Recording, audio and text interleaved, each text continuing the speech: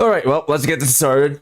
So anyways, this might be the last Genshin stream in, well, just in general.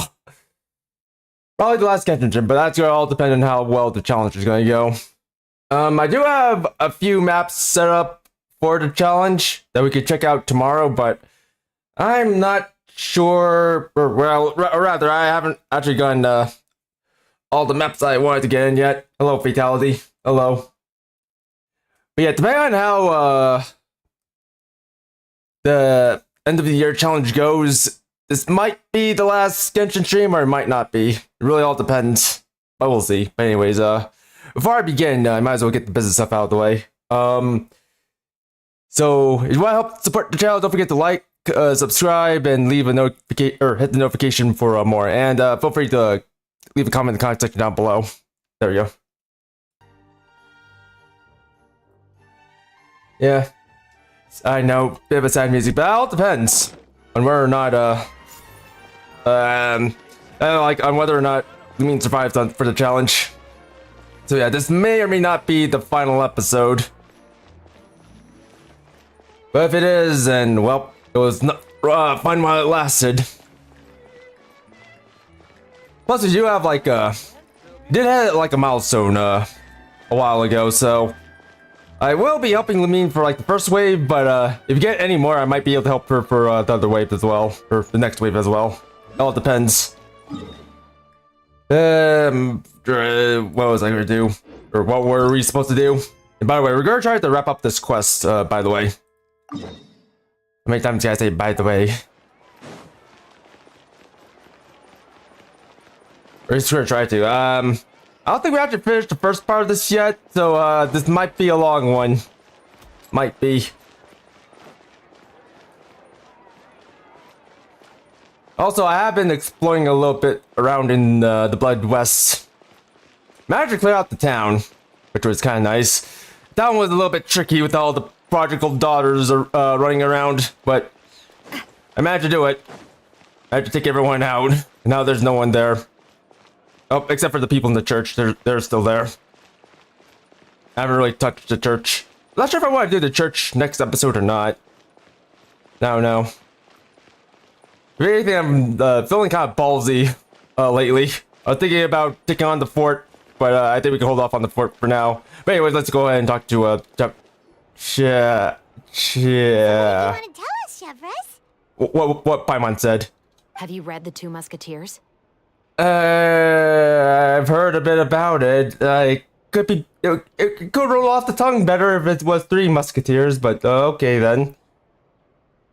The story is about a pair of children born into the household of a baron, and their struggle to survive together and take revenge for their mother. They were raised at the baron's estate, where their mother worked as a maid. The two were illegitimate children that the baron had with the maid, so they were never treated well by anyone. One day, upon returning home, they found their mother had been murdered and left dead on the floor. It was quite evident that the culprits were the other members of the baron's household, who never had any kind words to say to them. However, the baron was able to exert his influence and keep the whole thing under wraps. The mother's death was eventually deemed as a suicide, and there was no chance of bringing her murderers to justice. The two siblings decided to flee and someday avenge their mother. Many years later, members of the baron's family suddenly started turning up dead one after the other, all killed by gunshot. A rainbow rose was found on each of the victims' bodies, being the flower that the kid's mother liked best. The baron believed that the mother's soul had come to take vengeance on him, so he lived in fear each day. But it was actually those two siblings who had fled all those years ago. They relied on each other to survive and trained day and night, eventually becoming adept musketeers. They used all of their abilities to collect evidence and clues before executing their plan and exacting revenge on the baron. Their actions let the truth behind their mother's death be known to all. That's quite an exhilarating story. Yep, the baron got what he deserved for his evil deeds, and justice was able to prevail. It was just the kind of story I enjoy. Oh, so is that why you were so willing to join our crew, Chevres? You could say it was one of the reasons. Oh, you mean there were other reasons too? I've read the reports about you. Whether it was at the trials or when you lent your hand to resolve our nation's crisis, you've shown that you've got a strong sense of justice, as well as a great mind for deductions. Alright, a couple of things. Those kids' moms are it's a gamer. Like, she came off Rainbow Flower, that must mean she's a gamer, just like us. Also, yeah, I agree, Fatality, that was a bit of a sad story, but an amazing one. Also, you know what, that story kind of reminds me of something. Forget what it was. So, what you're implying is... Yes, you're as sharp as I expected. It seems you've experienced many similar situations before. There's been a recent murder case involving muskets. The perpetrator's methods appear to be very similar to what is described in the novel. Huh? Really? But Paimon didn't see anything about that in today's papers. The Marechaussee Phantom hasn't yet released any information to the public because the investigation is currently at a standstill. The murderer is extremely cautious. A murder involving firearms? But not that many people use those in Fontaine, right? Could it be someone from your platoon? Probably not me, right? Impossible. We perform a routine inspection of our firearms and ammo reserves every day. If one of the weapons had been fired, it would stick out like a sore thumb. Besides, I trust the members of my platoon. However... Well, that's all I can disclose about the case today. Huh? What do you mean? I hope you all can go back and get some shut-eye. You can decide tomorrow whether or not you'd like to join the investigation with me. I'm aware this might not be the ideal time to add more to your plate, but the more capable people we have, the better the chances that justice will prevail. He's hiding something. You literally dodged the question. He's definitely hiding something. Can't someone from the Special Patrol help you investigate? Carrying out investigations isn't actually supposed to be our responsibility.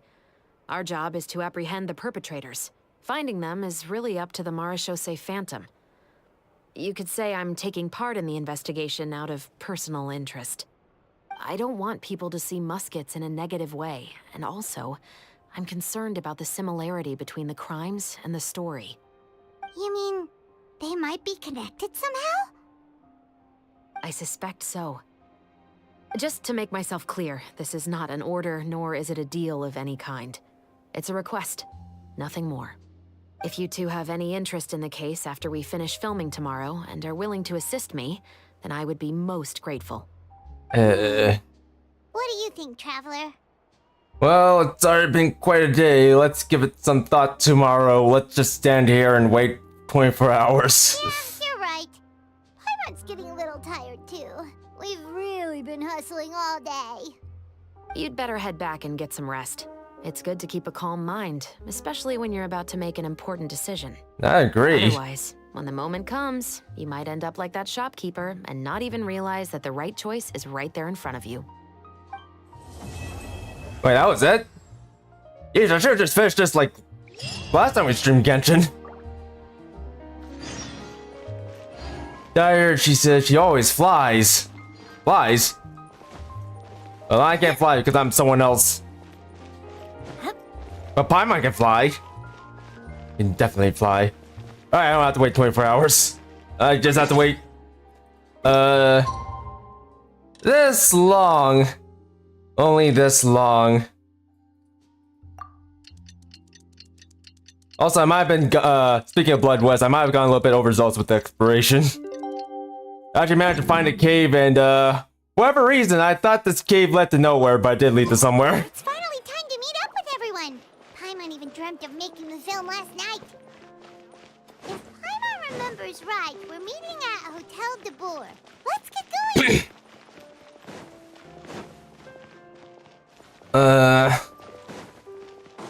Yeah, I definitely led to somewhere. I keep forgetting Yomi is here. Alright, well. Ayaka, Ymira, you're already here. Good morning. Xavier said yesterday afternoon went well. Yeah, and how about you, Ayaka? What were you up to yesterday? After we split up, Ayato went to see Udex Nervillette at the Palais Mermonia. I was originally thinking of going with him, but he said he could manage it himself. He told me to go see the sights around Fontaine and to enjoy the local culture. When in reality, he went to Nervalet to tell him why did he, or ask him why did he dethrone him as the #1 Hydro DPS. Why? Where's Olive? He's probably busy. So Probably. I rode the aqua bus with Yoimiya and visited the Opera House on Aranias Island. Yeah, you wouldn't believe what we saw there. 2 mechanical puppets that were dancing together. You've already seen them, right? Yes, I was busy fighting both of them for their stuff. Yeah, those two. Amazing, aren't they? Yeah, I suppose so. We sat and watched for quite a while. It was mesmerizing. Like we could keep watching them forever.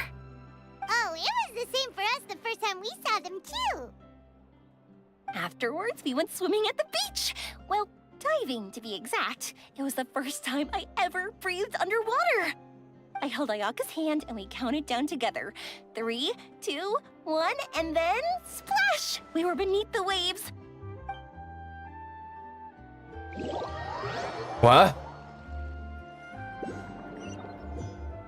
What's going on? At first, I didn't dare to open my mouth. But once I couldn't hold my breath any longer, I decided to take a big breath in. Turns out the water wasn't as salty as I imagined. It didn't really taste like anything at all. Before I knew it, I was breathing like normal down there. It was an amazing feeling. Ayaka said I was too nervous and needed to loosen my grip. She got used to everything way faster than I did. Yes. I knew that the Traveler could do it, so I had no doubt we could do it too. That helped me feel at ease as soon as we dove in. The underwater world in Fontaine truly is beautiful. I love seeing the Romaritime flowers blossoming underwater, like little candles lighting up the streets at night. Amazing. And there were so many creatures that we've never seen in Inazuma. Like those fish that shimmer like a sword blade. Whoosh! Oh, and those big fish that call when they see people. Ooh. Oh, you mean Hunter's Rays and Blubber Beasts. I just love the name Blubber Beast. Just wait till Pops and the others hear about this. They probably won't believe a word I say. Yes. Amazing. Yoimiya was down there for quite a while. It was dark before we finally rode the aqua bus back to the city. I figured she'd want to sleep in today. Yeah, even I was worried that I wouldn't be able to get up. I still felt like I was drifting in the waves when I went to sleep last night. But as soon as I woke up today, I remembered that we'd all be shooting a film together, and I was ready to go. Speaking of the film, where's everybody else? My brother and Xavier were speaking to the restaurant owner about using the place as a filming location. They should be here soon. As for the others, We're here. Please excuse my tardiness. I just finished the Special Patrol's 6-mile morning jog. Wait, 6 miles? I'm so tired. I heard you all chatting, so I decided to come down.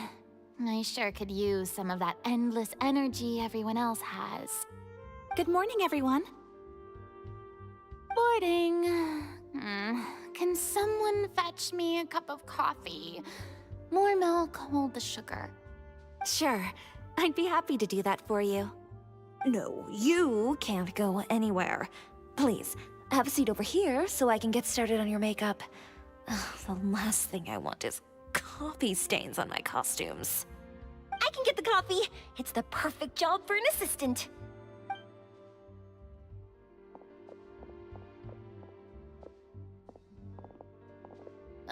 So much energy. Seriously, what's her secret? Oh, Yoimiya's always like that. But you sure look exhausted, Farina.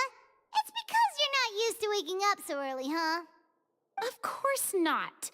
I spent the whole night reading the novel from cover to cover, marking sections that either need to be omitted or adapted. Wow, Paimon didn't expect you to be so thorough. Well, I was the biggest star in all of Fontaine after all. It takes more than just a pretty face to earn a reputation like that. I know how to get serious when the situation calls for it. I went all out when I was acting as an Archon, so why wouldn't I do the same for my own life? Here's your coffee, Director Farina. First person. Oh, thank you. The sound of being called director and the aroma of coffee feels almost as refreshing as hearing the birds chirping in the morning. Ah, it seems everyone has managed to arrive on time. We've reached an agreement with the restaurant owner. We are free to use the second floor to shoot our film. Really? That's great! He is really looking forward to our film, and hopes that providing his restaurant as a filming location will attract more customers. Well then, Mr. Xavier, I'll leave the rest to you. Okay, thanks. First, I'd like to introduce our new members.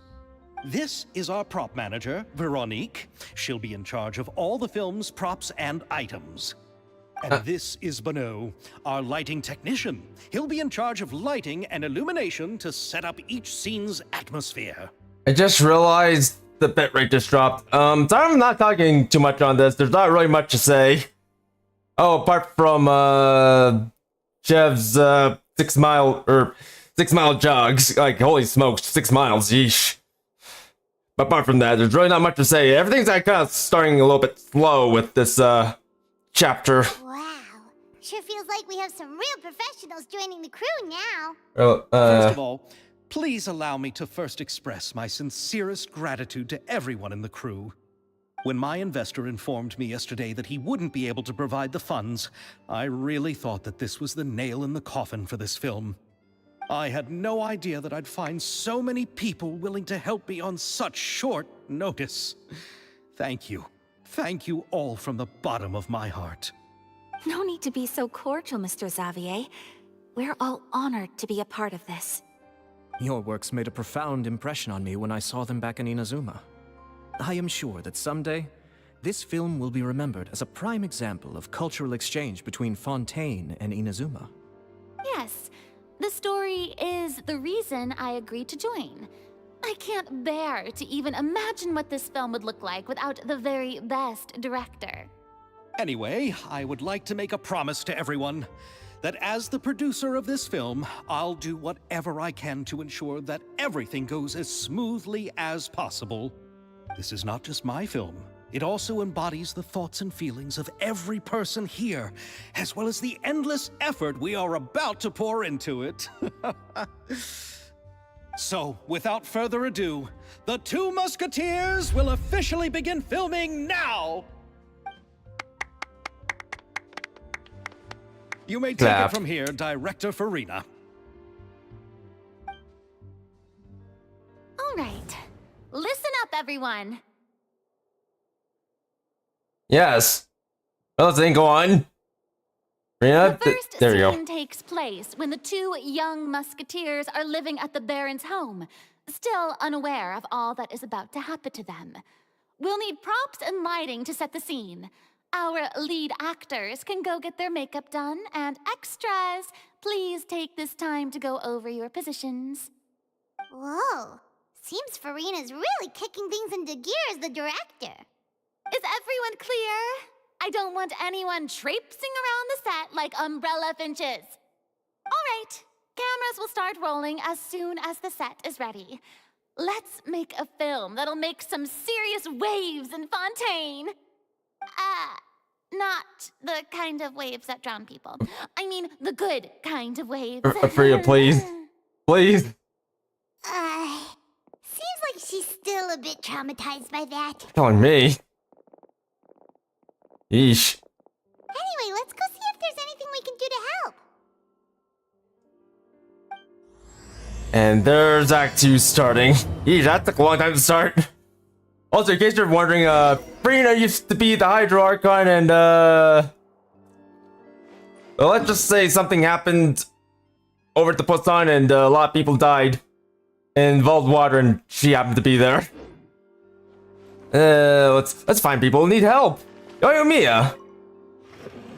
How about here? A little more to the left. You got it. Hey, Yoimiya, do you need a hand? No, I'm fine. You know, doing the lighting is kind of like designing a fireworks show. It's interesting to imagine what kind of atmosphere the lights will create. I heard that the Traveler will be operating the camera and Paimon will be the clapper loader, right? Those roles are just perfect for the two of you. Really? Is that because it'll be easy for Paimon to hold the clapperboard while flying? Well, sure, there's that, but that's not exactly what I meant. I just think that after all your journeys together, you two must have developed a super close bond and just naturally know how to work with each other. If I'm not mistaken, the director will want the cameras rolling as soon as the clapperboard goes clack. The clapperboard just gets edited out in post-production. It's too obscene to watch Paimon clap someone. It's too obscene. Oh, I see. It's amazing to see the magic behind filmmaking. Yoimiya, we need lights over there too. Oh, on it! I've got to get back to work. Chat with you later. Oh, it's exciting to see so many people working together to bring the film to life. It's because Paimon's a clapperboard person. Really getting into it. He claps. But she was right. We do have a super close bond, don't we? Of course, I swing and you clap. That's our relationship. Me swing, you clap. Paimon's really happy to hear that. Yes, Paimon is very happy to hear that she claps things. Let's talk to these people now. Ayaka has mentioned you to me before. She said that you two were great friends when you were kids. No talking. I'm thinking about how to do your eyeshadow. Ah, yes. To help me really look the part.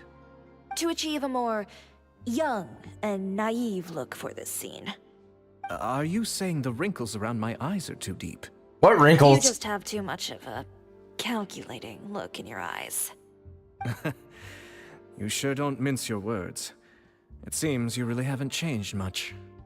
Quiet. Aww. Be quiet. Better start filming. Let's start filming. So, this is a real musket? No, it's just a prop weapon. Not bad. Have you seen a real musket before? Only in books and newspapers. I made this one based on the relative shape and proportions I saw in reference images. When we're filming, some special gunpowder will be applied around the muzzle, which will help create the flash and smoke effects of a real gun being fired. Which means it'll be up to the actors to portray the recoil. That's right. The sound effects for gunshots will also be added in post-production. Thank you, Veronique. I think I know where to start now. However, the musket's gears and firing pin could still use some work. Adding some wear on the metallic components will make them appear more realistic. Also, be sure to rub the muskets with some oil each time before we start shooting. That'll give the impression that the firearms have been well maintained. You know, I think you should use set sounds just to make it sound more horrifying and more realistic. That's my saying. It'll make it be like Heat. You guys watched Heat before? I don't think anyone here watched Heat. And speaking of Heat, all those gunfire sounds you hear in that movie, those are very real sounds. Those are real sounds from the set. Good point. You seem to know a lot, Miss Chevres. I assume you use these types of firearms on a regular basis? Yes, I perform routine maintenance on my weapons every day. Just like we as people need to eat and sleep, muskets need to be cleaned and maintained.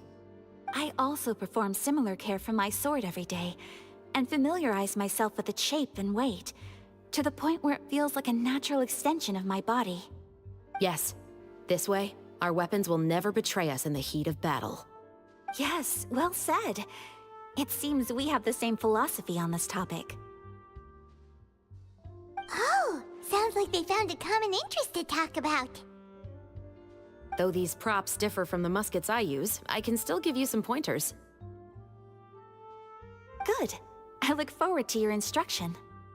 First and foremost, never point the weapon at anyone, regardless of whether it's a real or prop weapon or whether you're holding it or it's on the table. This holds for any time when you're not actively engaging an enemy. Okay, understood. When aiming the musket, extend your arm so that it's level with your shoulder, and use your eye to look down the weapon's sights. Like this? Not bad. Now, try saying your lines. Wait. This is the end of the road for you. Oh my god. Take a good look, everyone. That's a gangster now. Now all she needs to do is turn her body to the side, and now she's a real gangster. She's an OG. Also, I feel like Jeffress might have missed a couple of firearm safety points. You know, like keep your finger off the trigger before you're ready to fire, and be very mindful about what and who you're shooting at. Because bullets can go through people and objects. Like even 9mm can do that. Good. Now turn your body a little. That way, you'll give your enemy less of a target to work with. And relax your shoulders. Here, allow me to demonstrate. Oh, granted, might not be the case with black powder guns, but still, better safe than sorry. Oh, then again, they are using blanks, so it probably doesn't matter. This is the end of the road for you. Gangsta shit! God dang it. Excuse me, Miss Chiori. Director Farina, there's something I wish to discuss with you. Oh? What is it? Like this? Gangsta! Yes, much better. What do you think? I do see your point. But are you sure you wish to do this? I believe it would be most fitting. Well, if you insist. All right, I understand. Also, they're holding their muskets wrong, by the way. Miss Ayaka, Miss Chevris, could the two of you please come over here? Huh? What's going on? Are we gonna start filming now? Let's go see. Yes. You're supposed to, like, hold it up. What is it? I have a Upright. question for you, Miss Chevris. Would you be willing to play the role of a musketeer? What? To clarify, I would like to turn over my role to Miss Chevris. But brother... Don't worry, Ayaka. I actually view this as a good thing. I was becoming troubled trying to set aside some time to speak to the staff at the Palais Mermonia. I would like to have some conversations about the cultural exchange between our two countries, and I've heard that the bureaucratic process here can get rather complicated. Now, I will be able to focus on my work. Besides, you also know that I'm not really one for public performances. Are you really sure? From a director's point of view, I also felt like the relationship between the two musketeers in the original story could be improved. The older brother in the story plays the lead role with his overbearing character, but this causes his character to overshadow that of his sister, and the theme of the two supporting and relying on each other isn't conveyed very well. But if we were to change the siblings to two sisters of a similar age, then that aspect of the story might come through more clearly. Also, I've seen you instructing Ayaka. That cold and dignified personality is exactly what we need for the older musketeer. Of course, even with all these insights, the decision should still be made by Miss Chevris. Chevros mentioned that she really likes the story, right? Paimon bets that she'll take the role. But she will still have to prioritize her work. Also, everyone in Fontaine is gangsta. Well, mostly the musketeers, but everyone has the potential to be gangsta. All right, I'll take the role. Good. It's decided then.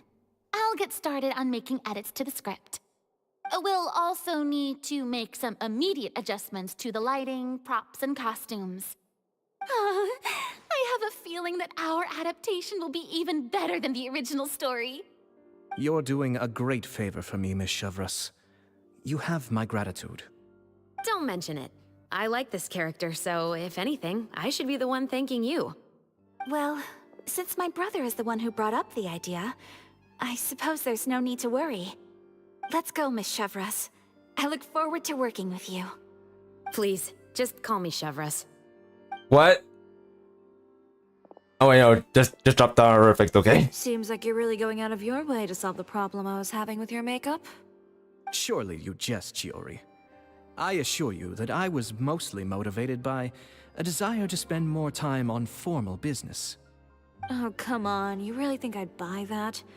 According to what I've heard from Ayaka, her brother is someone who can juggle 10 different matters at the same time. I'm sure you have other reasons for backing out. Perhaps. Ayaka always said she wanted to go out and see more of the world, just like the Traveler. But I feel that she needs not only to see other nations, but also to make some different kinds of friends. I think it would be harder for her to make new connections with me constantly by her side. I would like to give her some space. Alright, go on. Spoil her some more. Ayato! It's too bad you're stepping down from the role. Paimon really wanted to see you act as a musketeer. This is the punishment you deserve? Wait, what? What were we on about? What did I have to do? I don't remember. Justice? No need to poke fun at me.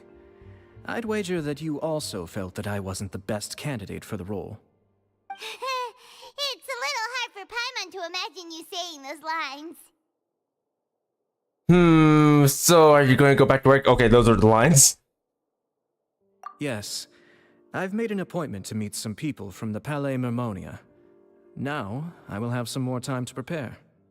Traveler, get the camera ready. Paimon, get the clapperboard. Actors, to your positions. We're about to start shooting the first scene. Go on now. And please take good care of Ayaka. Yep, don't worry. Well, good luck with your work. Well, Paimon, time to... I look forward to seeing the film when it's finished. I'm the do clapping transition. All right. Now that we're all here, let me help set the scene for everyone. Time to slap. Let's go, Paimon. Go slap. The first scene takes place when our two main characters are still living at the Baron's estate.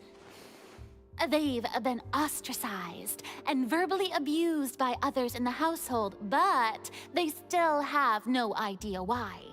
We want to capture how naive and innocent they are, despite their pain. Chevres will be playing the role of the older sister, Tulip, and Ayaka will be the younger sister, Iris. Be sure to get close-ups of the main characters at the right moment. Silence on the set! Lights! Camera! What's she doing? Clap! Oh, she clapped. She clapped. Tulip, Mother's been out for quite a while now. Perhaps she went to pick some flowers on the way home. You know how she loves flowers. Iris, Tulip, I'm home. Zoom in for a close shot with the mother. Zoom in. Mother! You were out for so long, we were beginning to worry about you. I'm sorry, but I'm back now, safe and sound. Here, I brought your favorite treat, apple turnovers.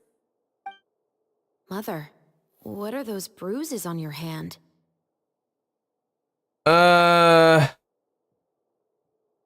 One, do I focus on Tulip or do I focus on the mother? I kind of want to look at... Okay, I'm hoping this focuses on the hand. Please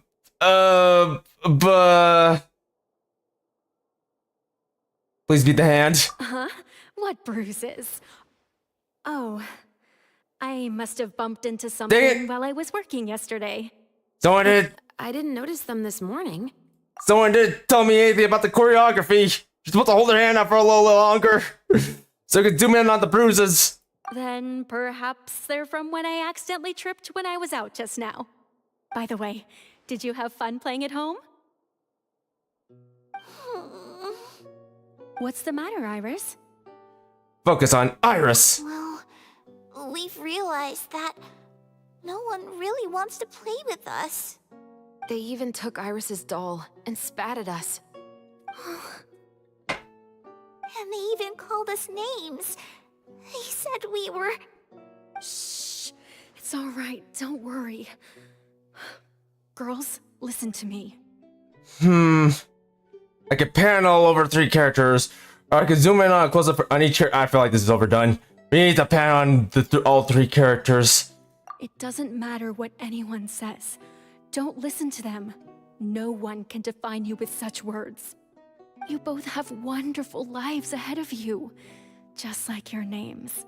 You will both blossom like beautiful flowers.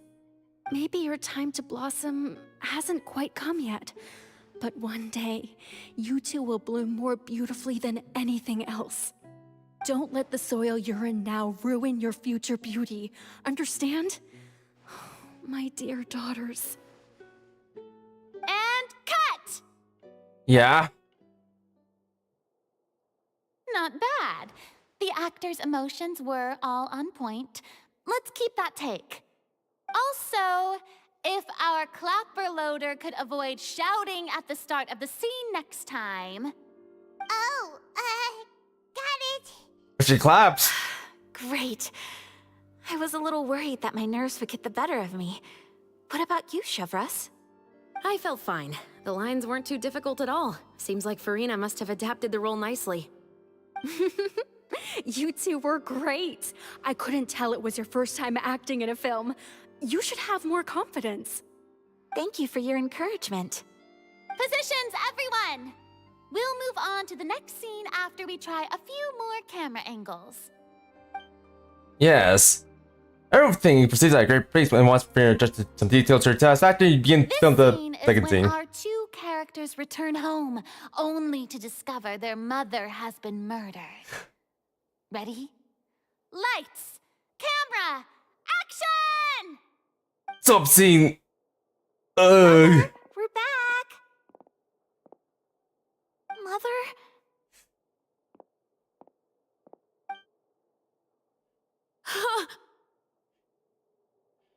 What's wrong, Tulip?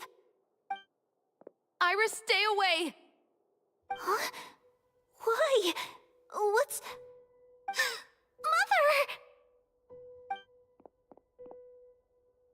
Mother... She's...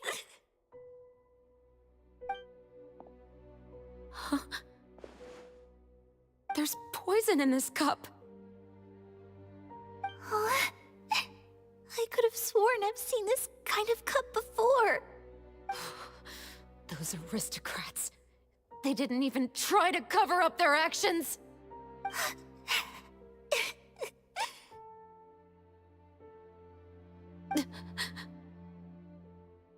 Iris, we need to leave this place. Leave? But now that Mother is gone, where can we even go? Anywhere. All I know is that we can't stay in this house. But are we just going to let them get away with this? We'll have our revenge, I promise you. Just not right now.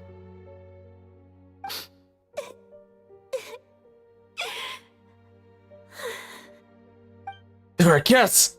Come on, let's go. No, wait. We can't just leave Mother here like this. At least let me leave this rose with her. That's why we went out in the first place.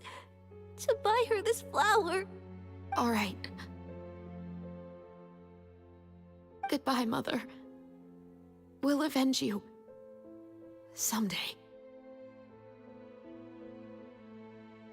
And cut!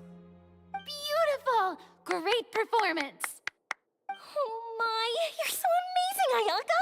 And were those real tears I saw? How did you do it? I was surprised too. Thank you for the kind compliments.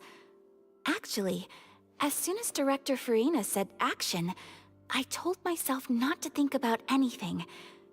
I just felt the weight of the moment and became the character.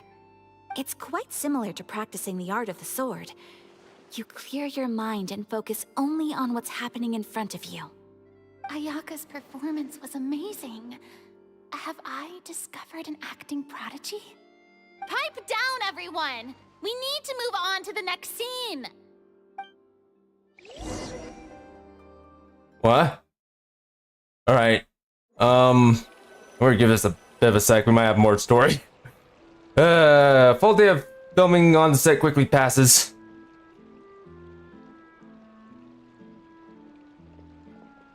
Huh? Are we done already? But Paimon wants to keep playing with the clapperboard. I'm still holding on to that thought, by the way. How do you feel, Traveler? Is your arm sore from holding the camera all day? A little bit. Also, I'm kind of wondering about the story itself. What's the aristocrat's motivation for killing Rain? Like, why did he kill her specifically? Did you like discover something secret or something? I don't know. We'll have to look at more of the story later. But anyways, fun. Good work, you two. You too, Shivers. You were quite the actress today. I've read this novel many times before. I have a good grasp of my character's mindset. Anyway, do you remember my request from yesterday? Oh, right! We were having so much fun that Paimon nearly forgot! You have a case where the murders seem really similar to the cases in the novel, right? So, how are they similar exactly? In the story, the main characters grow up to become two musketeers, always using their guns to carry out their revenge. And on each of the victims, they place a rainbow rose as a signal that they've returned. What do you mean? There were rainbow roses in your case too, and also, you know what? I don't trust the little sister. The fact that she's placing a rainbow rose on her mother. I certainly don't trust Tulip and her in this story.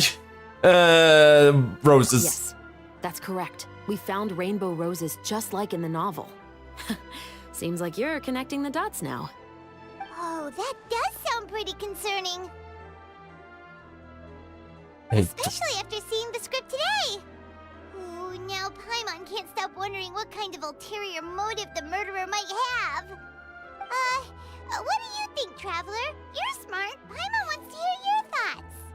if we're only there to assist, then I think we can join the case. Also, no, I'm gonna try to get through this as quickly as possible. I just realized, like, after this, we're only halfway there. Good. On behalf of Fontaine's Special Security and Surveillance Patrol, thank you for your dedication to justice. There's no time to lose. We should start investigating right away. Follow me. Huh? Right now? Well, we just got done filming all day. Paimon's so tired. The most valuable intel always comes after nightfall. They are like small, remote islands in the middle of the sea. If you don't stay vigilant, you will pass right by them in the fog. That's how one of my favorite books always puts it, at least. Yes. All right, that's gonna be it. Where are we going right Oh my god, there's more. Let's start by checking out some workshops that sell mechanical components. If the culprit is making their own weapons, it's very likely that they'll visit those sort of places. I really want to finish this entire thing before, before we get past our 2 hours. Like, we will be trying to finish this in, well, today at least, but, yeah, I'd rather be able to finish this in, like, 2 hours. Stops. Like, we're only, like, almost halfway there, but still, I'd like to wrap things up soon.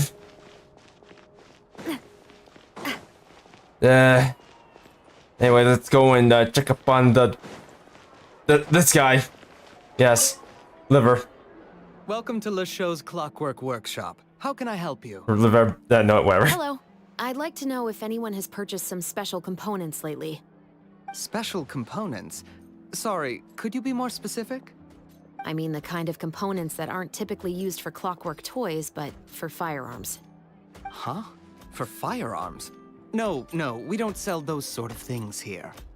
Don't misunderstand. I'm not here to cause any trouble. We are merely investigating a case, and we're hoping that you could cooperate. Well, to be completely honest, I'm not even sure what kind of components that would entail. Has anyone ever purchased components here as an individual rather than on behalf of an organization? We have a lot of customers who buy toys, but those who buy components are all regular customers who buy in bulk on behalf of their organization. Is that so? I understand. Thank you for your cooperation. You're welcome. It's the least I can do.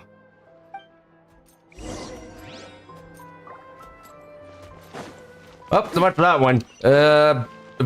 Going to Pokemon Workshop. Yes. Also, by the way, going back to Blood West, I did say well, cleared out some of the mine, but not all of the mine. There's still enemies there, and let's just say the mine is a very bad place. Very, very bad place. The things I've seen there, not very good. If anything, I think you might check it out next time we do Blood West. I think we might even fight wherever it is down there. Oh, hey, Chevris. Run out of oil for your musket again? Hello, Estelle. I want to know if anyone has come to your shop recently to order some firearm components. Oh, is this another case? Let me think. I don't think so. Some people have requested that I make some prop guns for the Fontanalia Film Festival, but I refused all of those requests. Oh? Why's that? Because there's no profit! I only make things here that can do some real heavy lifting. I don't have the energy to make some new molds just for the festival. Then has anybody come specifically looking for mechanical components? Well, I usually sell off my scrap to the Fleuve Cendre.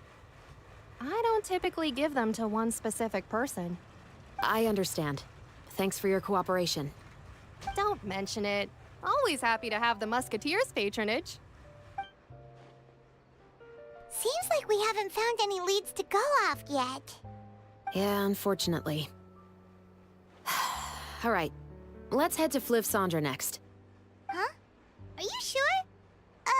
People might not be so thrilled to see the captain of the special patrol there. You think so, huh?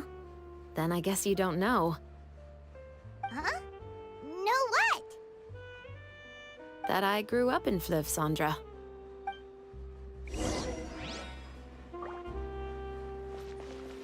Yes. Alright, let's go there. It's all the way over there. No, we'll just run there.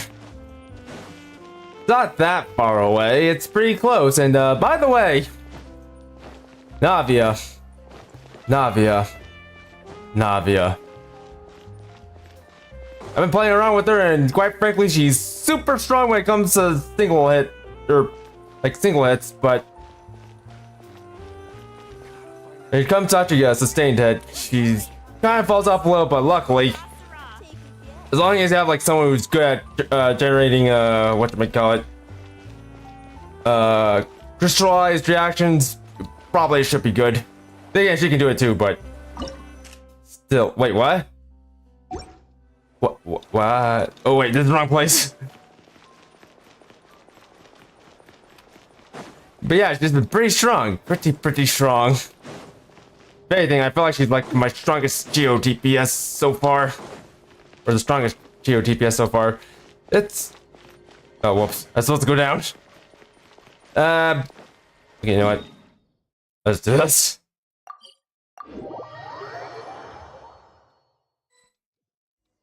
But yeah, hopefully I get to show her off this stream.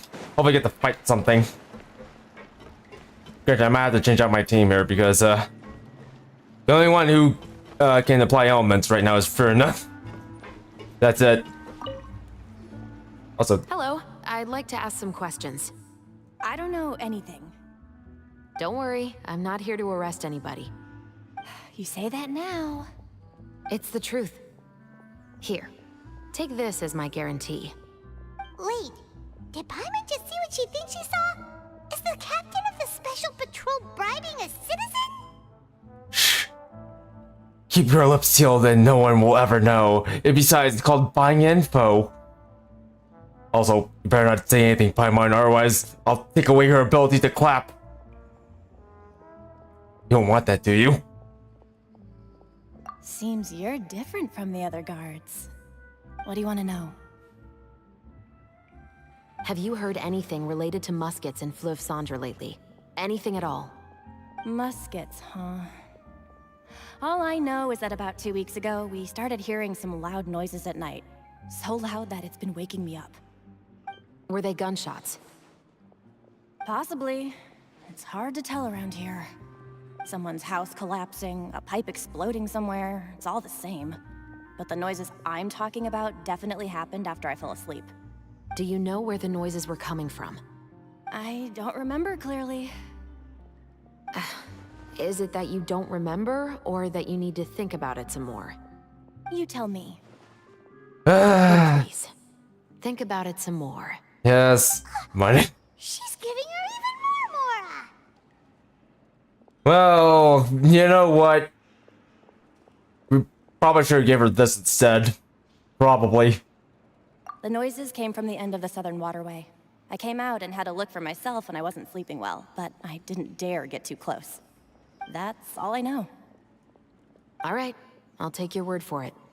Thanks for the pâte de fruits. I wonder if she would have said No something need to be different. surprised. I grew up here, remember? I know how to get people around here to talk. Like, if I didn't choose the Pat the Free dialogue, I wonder if she would have said something else. What talk? Seems you catch on pretty quick. Now then, let's keep going. Alright, well. Oh, it's just these two. I thought there was someone else here, but never mind. Like someone with a really, really nice hat on. Also, where am I going? Oh, here. Okay, all this talk is making me wonder. Are we gonna meet the leader of the treasure hoarders in this area? Like I said, I know this is the place where, or rather, Fontaine is where they're headquartered. Which makes me wonder if they're around here or somewhere, or if they moved. Like, relocated. Oh, it's down below. In fact, I think it's in the shop. Here, it's the shop. Well, let me sit down. Let the sophisticated lady talk to you. It's been a while, Tetro. That's Navia's seat, Lumine. You better get out of there, because that's Navia's seat. Please, just get on with your request. Okay, Goku. I want to know if you've heard anybody talking about muskets lately. Information isn't free, you know.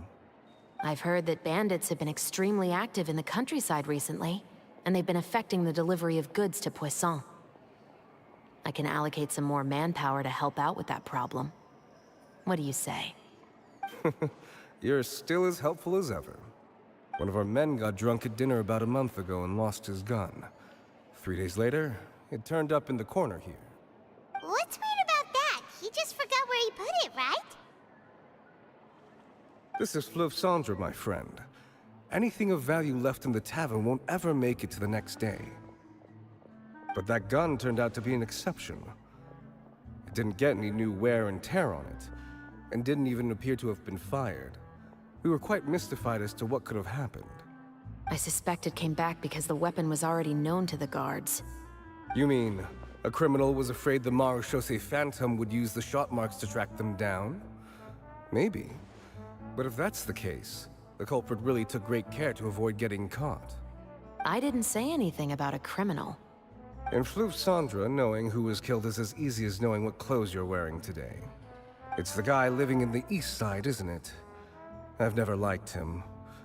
Every time he's here, he just orders a drink and sits there with a nasty look in his eyes. So, who was the one who lost the gun in the first place? Don't bother. Even if you ask, he wouldn't admit to owning a gun to some strangers. Not to mention the captain of the Special Security and Surveillance Patrol. He's right. I know you grew up here, Chevres. Even though you're on good terms with the Spina, you've still been gone too long. Not many people know you here now, and a lot of people don't like the Special Patrol. I know. So take my advice and don't show your face too much around here. It's for your own safety. I'll come and go as I please, and I'm afraid I'll be appearing more often due to my work. All right. Don't say I didn't warn you. This chapter's gonna go on for a while, isn't it? Well, bye. Adventuring underground is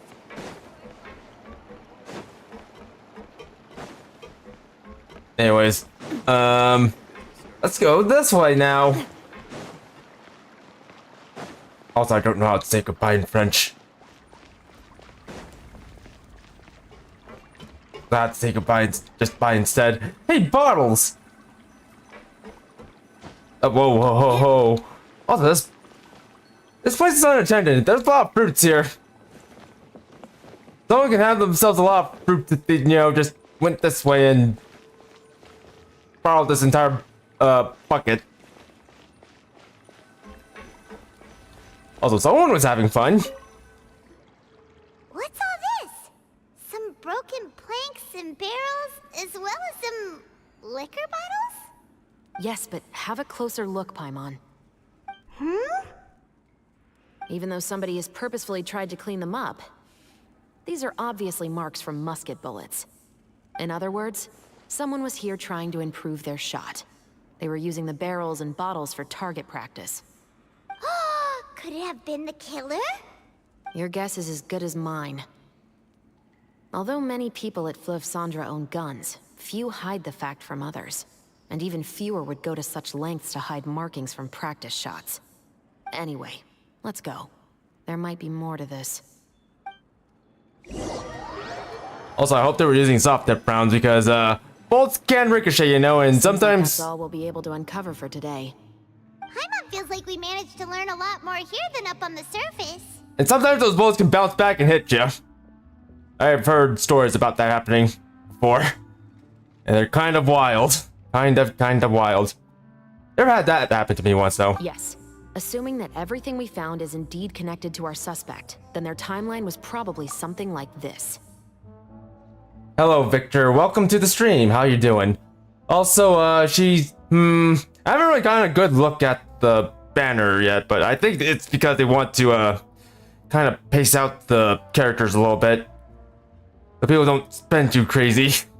Or don't feel like they got cheated or something. I don't know. It's more like they want to just spread the characters out through the updates, I suppose. A month ago, our suspect found a gun and took it home to disassemble it. Once he'd figured out its mechanics, he brought it back. In the following weeks, he used some parts to create his own makeshift musket and took it to the Fleuve Cendres for target practice. Then, a few days ago, he found his target and carried out the murder. Once the deed was done, he left a rainbow rose on the body, just like the scene in the novel. That all makes sense to Paimon, but we're still no closer to figuring out the killer's identity. About the guy who died. You should look for blood trails. You probably should look for blood trails just to figure out where that guy is. Maybe he might have slipped up and hit himself on accident and now he's on the run. Or maybe I'm asking for a little bit too much. Also, blood trails. You know, I don't think we ever had a quest where you have to follow blood trails. But then again, I think that might be a little bit too, mature for Genshin. Anyways, about the guy who died. The deceased was a resident of Fleuve Cendres. It said that he was a poor, solitary man. But what if we're following the novel? Shouldn't the guy have been a nobleman? He probably also has security to the proverbial nobleman, I mean. Yeah, that's also something I'm trying to figure out.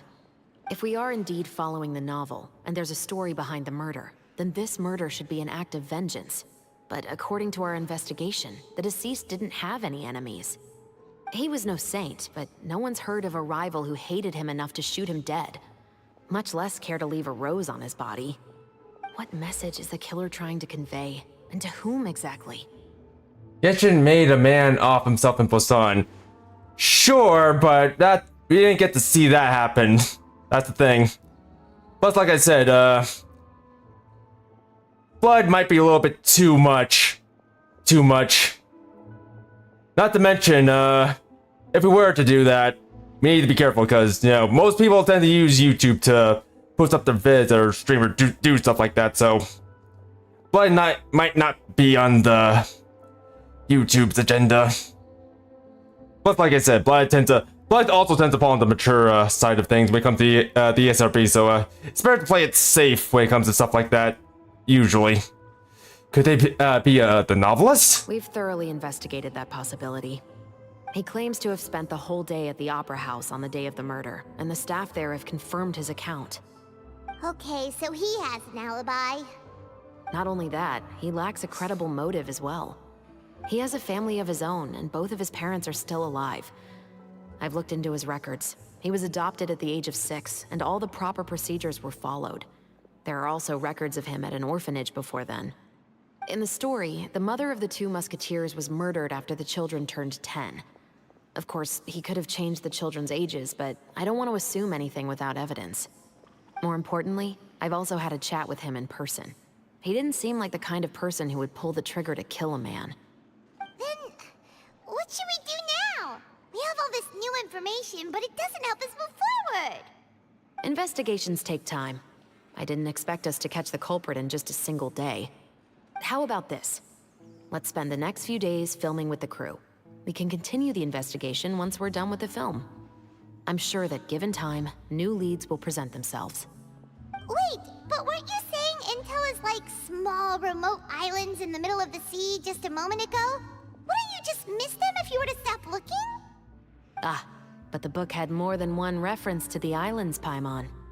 Oh? What else did it say then? As long as you spend enough time sailing through the fog, you'll eventually come across an island. Oh, finally. But yeah, like I said, there's a limit to how dark you want to be, otherwise the range are just going to go up. That's usually the one thing you gotta be careful when it comes to showing mature content in video games. Gotta literally know your bounds.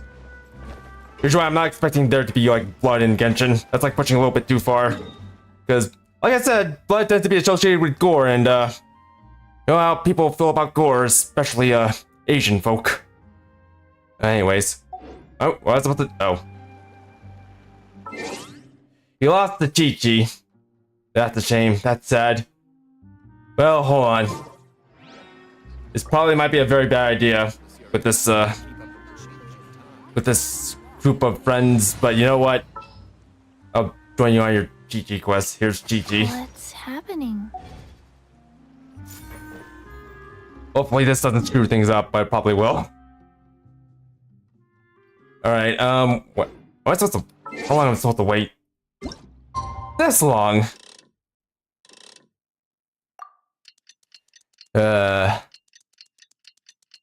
That long, this long, and that long. It's filming time again!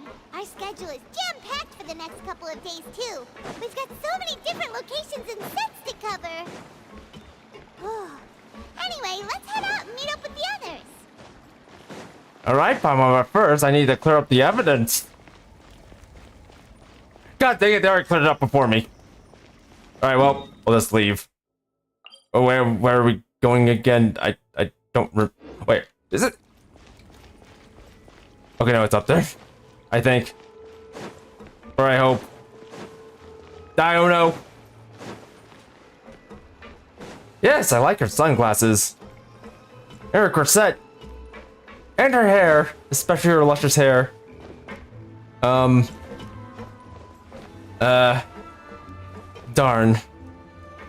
I'm a consigliere. Oh, it may be like this because I can't move. And my legs are stubby. That's why I can't move.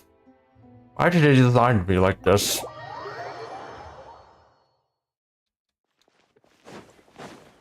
Alright, so where's the gathering site? It's gotta be downstairs. Oh. Probably next to the aquabus. Aquabus. That's the name of a gun. A matchlock gun. It uses fire to shoot things. Or rather cause the gunpowder to go off. How do you think Clarence gonna be? I think her E skill's just gonna be her taking out her gun. It's gonna be like Navia's, except well, less of a shotgun. Oh, anyway, let's go down. Also, no, there's one thing I still want Genshin to have. I kind of hope someone like add poses. I need to go down even more. Navia line. Oh, you need a line after Navia. How quaint. Anyway, let's keep going down.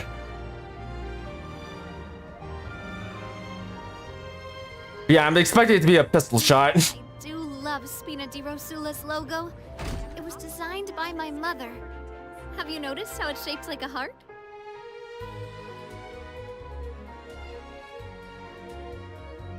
No.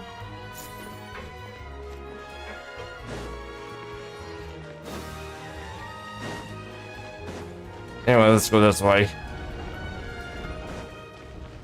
It was over here. I could just drop down.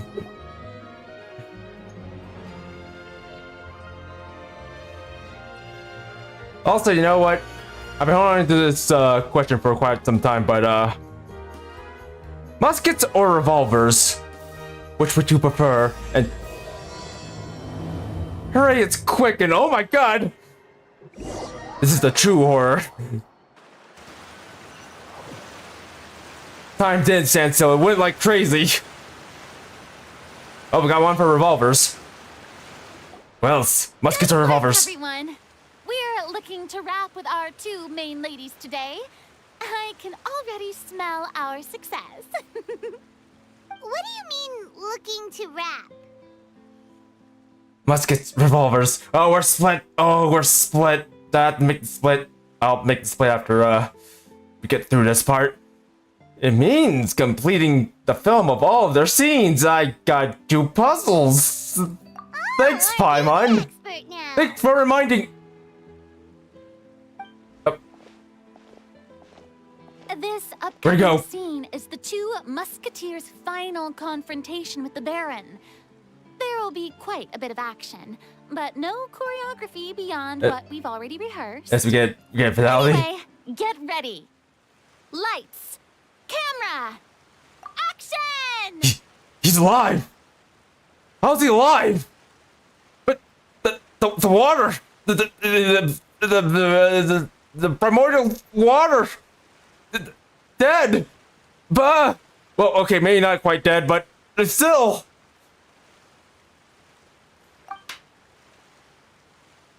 She clapped. The view is beautiful tonight. It reminds me of that fateful night 10 years ago. Where Paimon claps. And now that I've said it, I can even make out the faint fragrance of herbal tea in the air. Clap. Enough, villain! It's time that you pay for the death of our mother! My dear Iris, have you forgotten your manners? How can you speak like this to your own father? I'd sooner swallow all of my teeth than call you father. What did I expect? Seems the daughters have turned out to be just as obstinate as their foolish mother. In this world, Mora and status is everything. She thought she could blackmail me using her children and force me to grant her recognition and concessions? Ah, how naive can a woman be? So that's why he killed her. Because he thought the rain blackmailed him. Also, he's alive. See him?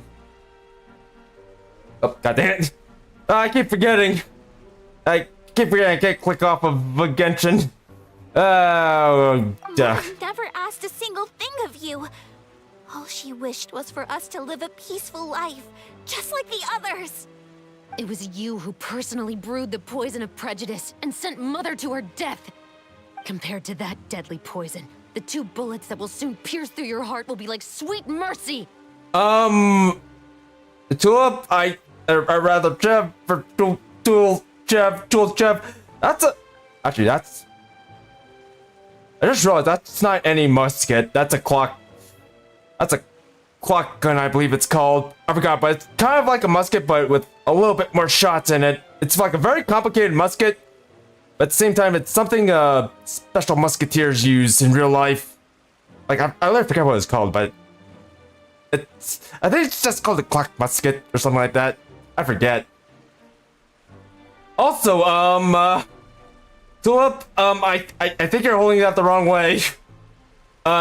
or maybe the right way. I'm not sure how you guys do it in Fontaine, but that's, you got a bit of a handful of that trigger in your palm and fingers. Yeah. Also, she told it correctly this time. Whoa.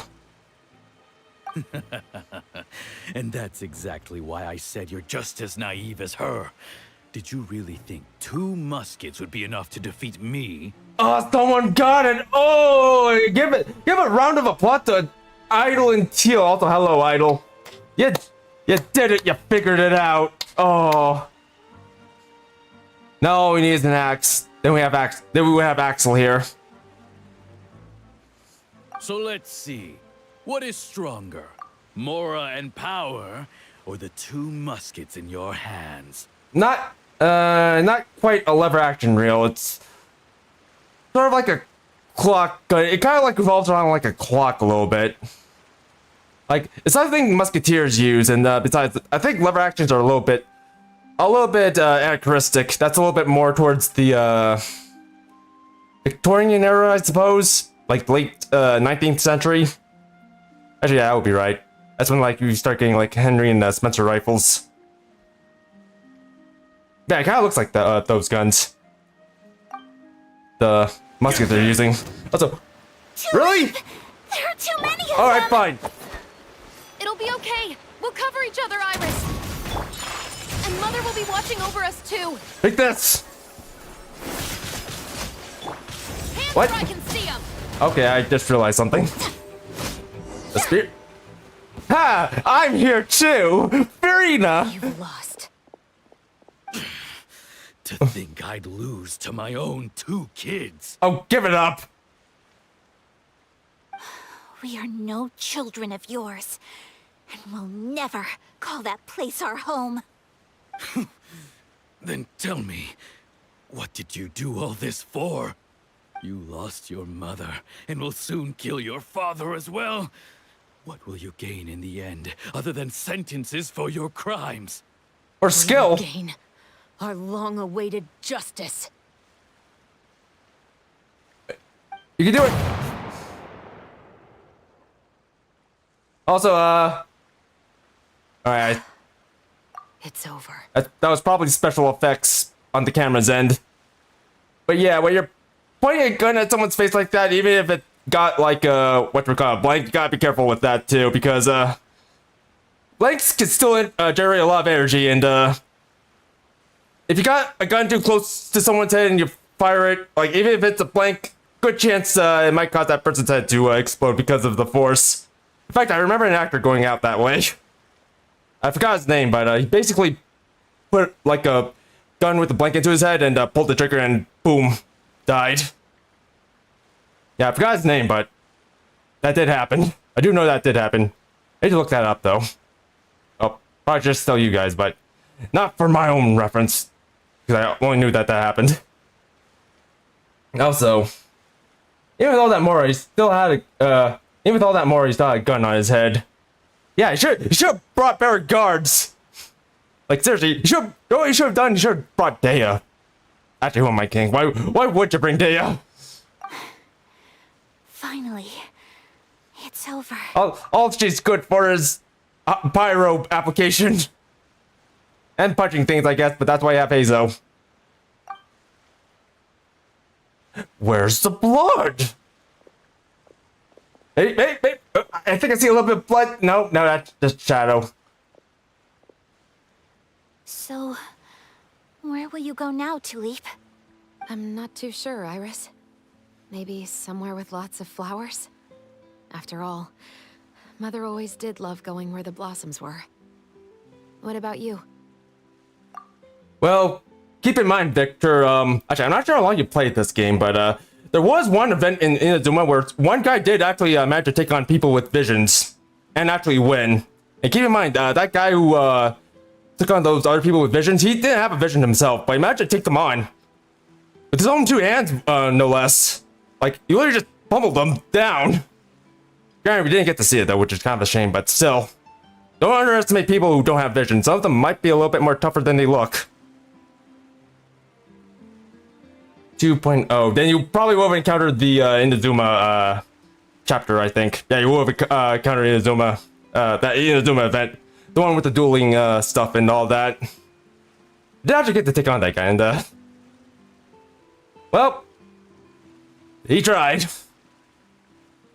I want to go visit Mother's grave. Yeah, that's not a bad idea. Huh? Tulip, look! Ghosts? What is it? Ghosts. It's Mother's favorite. The rainbow rose. Oh. Look, it's blooming again. Oh, yes. Very beautiful. Excellent! That was beyond mesmerizing. Even I didn't expect the scene to go so well. And we got it in a single take. All right, everyone. We've got a wrap for Tulip and Iris. Congratulations, Ayaka and Chevrolet! Well, amazing performance. And I suppose this is the part where we start editing things. Thank you. I didn't expect our parts to wrap so quickly. I wish I could savor the experience for just a bit longer. Paimon totally understands. Paimon's not ready to say goodbye to the clapperboard either. Filming has really been a lot of fun. You were great too, Chevrolet. The way you said, long-awaited justice. It gave Paimon chills. That is indeed my favorite line in the whole book. I still remember trying to act it out in my room the first few times I read it. Whoa, Paimon would have never guessed you're that type. Who doesn't like stories where the guilty are punished and justice prevails over evil? Don't forget, I'm the captain of the Special Security and Surveillance Patrol. Captain, I have something urgent to report. Please excuse me, everyone. I'll be back in just a moment. It's okay, don't worry about us. Yes, don't worry. Oh? Was she whisked away by work already? I was just about to tell her how great she did. There is. It seems Victor. like some urgent official business. Then perhaps we should thank the stars that we were able to wrap both of your parts so quickly today. Switching around the filming schedule would have been a real pain. Anyway, I actually came over to let everyone know that we're all done for today. You can go home and get some rest. And one last thing, Miss Ayaka. Your acting skills today were immaculate as always. Are you sure you won't consider taking up full-time acting? See, I just happen to know this great troupe that's still looking for a lead actress. Thank you for your kind words, Director Farina. Unfortunately, there are still many matters that I have to take care of back home at the Yashiro Commission. I cannot remain in Fontaine to pursue an acting career. Nevertheless, I will make sure to treasure this incredible opportunity in my heart. Oh, that's a shame. But I understand. Just let me know if you ever change your mind. I believe it's also about time for me to take my leave. But hopefully I'll see you on set over the next few days. Even though my part's wrapped, I'd still like to swing by and help out the crew. See you tomorrow, Traveler and Paimon. Yes. Wait, wait, this it? Yep, see you tomorrow. Wait, that's literally it? That's the entire act? Well, what should we do next? Maybe we'll go investigate the case some more with Chevrolet today. Okay, let's do that. Paimon, please come with me. Just in time. Huh? Where are we going? You could say that our ship has finally chanced upon one of those small, remote islands of intel. Oh. I was hoping for a little bit more. Whoa. Also, anyways, just to remind everyone again, if you're liking this, don't forget to leave a like, subscribe, and hit the notification bell for more, and feel free to leave a comment in the comment section down below if you're watching this as a VOD. So, anyways, I'm going the wrong way. I should go this way. That's very far away. Let's go over here. Alright, let's see what's down here. Let's see what's gonna get pulverized by the shotgun. Those flowers will get destroyed. We will all die. Crap, I didn't have the range.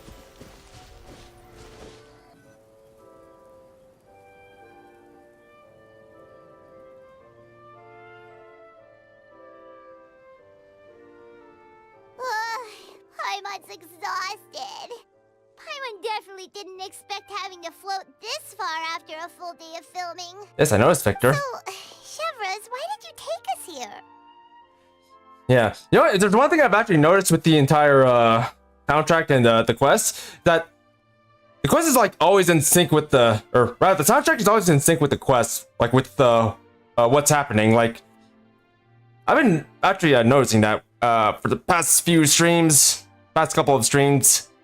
That is the case, and it's not like a coincidence. And well, bravo to the sound design team. Also, back to the story. Did you find a new clue? Affirmative. It wasn't anything conclusive, but it should show us a clear way forward. Have you ever heard of someone by the name of Emily? Oh, you mean that famous perfumer? Yes. She's a good friend of mine. She's lent me her aid several times in the past to resolve some difficult cases. After I discovered the rainbow rose at the scene of the murder, I sent it to her. After all, she's probably the foremost expert on flowers and scents in all of Fontaine. And then? There was nothing remarkable about the flower or the trace amounts of soil left on it. But according to Emily, the rainbow rose left by the killer was derived from a very rare cultivar. Huh. Paimon didn't know that there were different varieties of rainbow rose. Paimon just thought they grew everywhere in the wild. Flowers that are deliberately cultivated will always show some different features from those that bloom in the wild. We already knew that the rose left at the scene belonged to a special cultivar, but with Emily's expertise, we were able to pinpoint the place where it was first picked from. Oh, Paimon gets it now.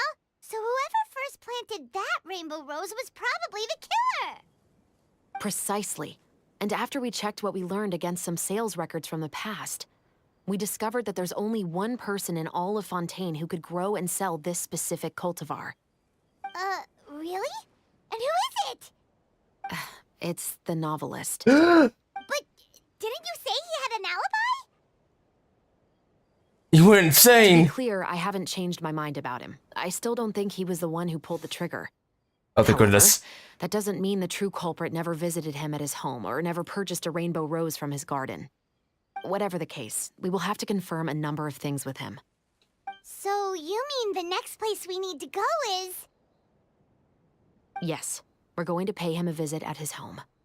I'll get the bat. Come on, Navia, let's go get the bat. Is this the bat? I don't think it is. Maybe that's the bat. Oh, look, there's Sumeru over there. Bat? No. Alright, Navia, we're just gonna have to use our umbrella. We'll have to mind the trigger on the umbrella. We don't want to blow off his head. We just want to talk to him. Wink. Also, sorry for getting your clothes dirty, Navia. Oh yeah, we could continue in with this, but I'd rather not. Also, there's one thing I noticed about Navia as well. I can get a good place for this. Here will do. Navia's spin attack. Whenever she finishes off her spin, this happens. I think she's the only character around her who can do that. Also, wait, did she? Oh, she also takes out her sunglasses. I never noticed that. But yeah, whenever she stops her spin, she actually has a different animation from other characters. How cool would a glider umbrella be? Oh, cool! I get to pretend I'm Mary Poppins. Or Navia gets to pretend she's Mary Poppins. I forgot all my Mary Poppins songs, and I don't plan on singing any of them because they're all Disney songs. Anyway, let's go over here. He was up here, I think. What? What?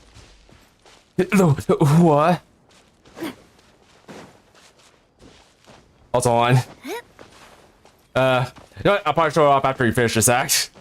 I need to make do on my good on my time. There's someone here. Ambush. We'll send the child to deal with the ambush. Don't worry, she's small. She can run away. That should be his house. Or tumble away. Rip. many Gardamex stationed around the place. That's pretty unusual, right? Where did they come from? You know what? I think the guard mechs might be the residents. They're probably hiding in their houses. And, we were probably scaring them with our swings, so they decided to hide in their house. Maybe he called the guards as well.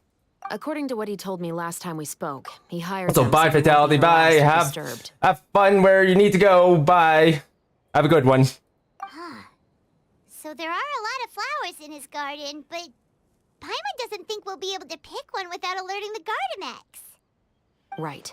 Which is exactly why I think there has to be a special connection between him and the killer.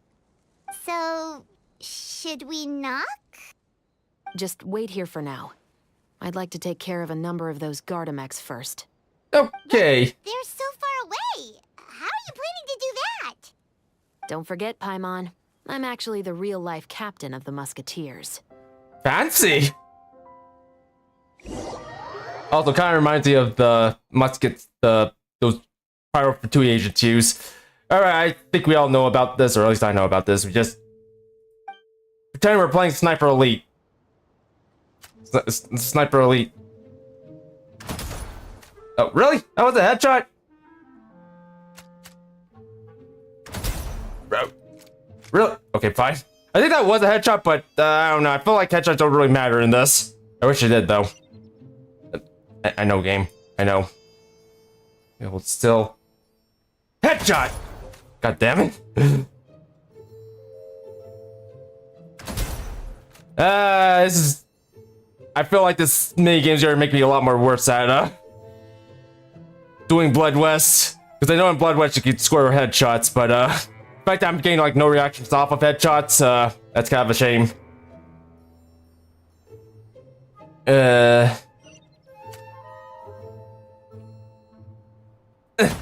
Damn it. Headshots don't matter, yeah. You know what, which is kind of strange because they usually do in, well, we're out in the open world. Especially when you're, like, sniping things with your, bow. Not here, which is a little bit awkward. Nah, I'm okay with it, Victor, actually. I'm very okay with it. All clear. Let's go. Like being able to snipe things, and keep in mind, this is coming from, like, a former Gun You main. Wait! Paimon's a little nervous now that we know he could be the killer. Can we go over our plan of action again?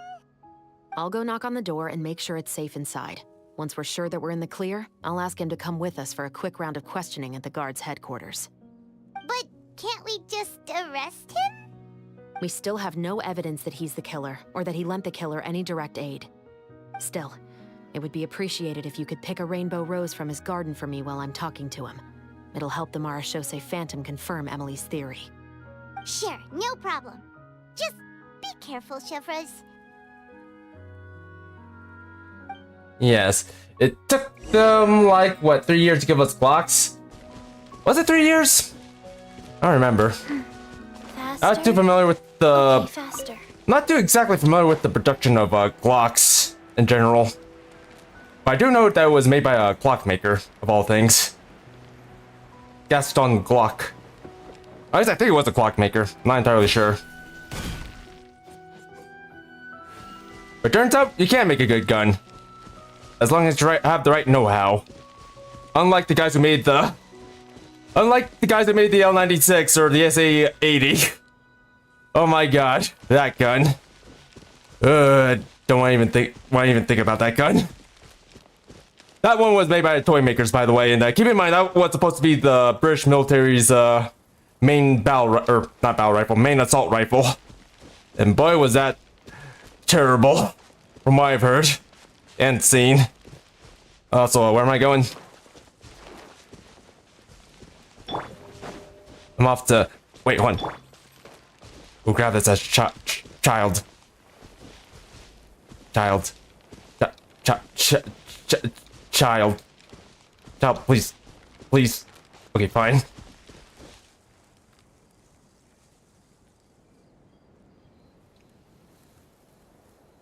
Please, child. Excuse me. Mr. Baptiste, are you home? Who could it be at this hour? Oh, it's you, Officer Shovras. Would you mind accompanying me to the guard's headquarters, Mr. Baptiste? We would like to ask you some questions about a case. Oh, is it still regarding the murder case from before? I cannot confirm or deny that at this time. So it is then. Listen, I need you to come with me, Mr. Baptiste. Miss Shovras, I'll save you the trouble. Oh, and you two over there? There's no need for you to pick my flowers either. It's not time for them to bloom yet. Just a child to do this. Okay. No one would have noticed.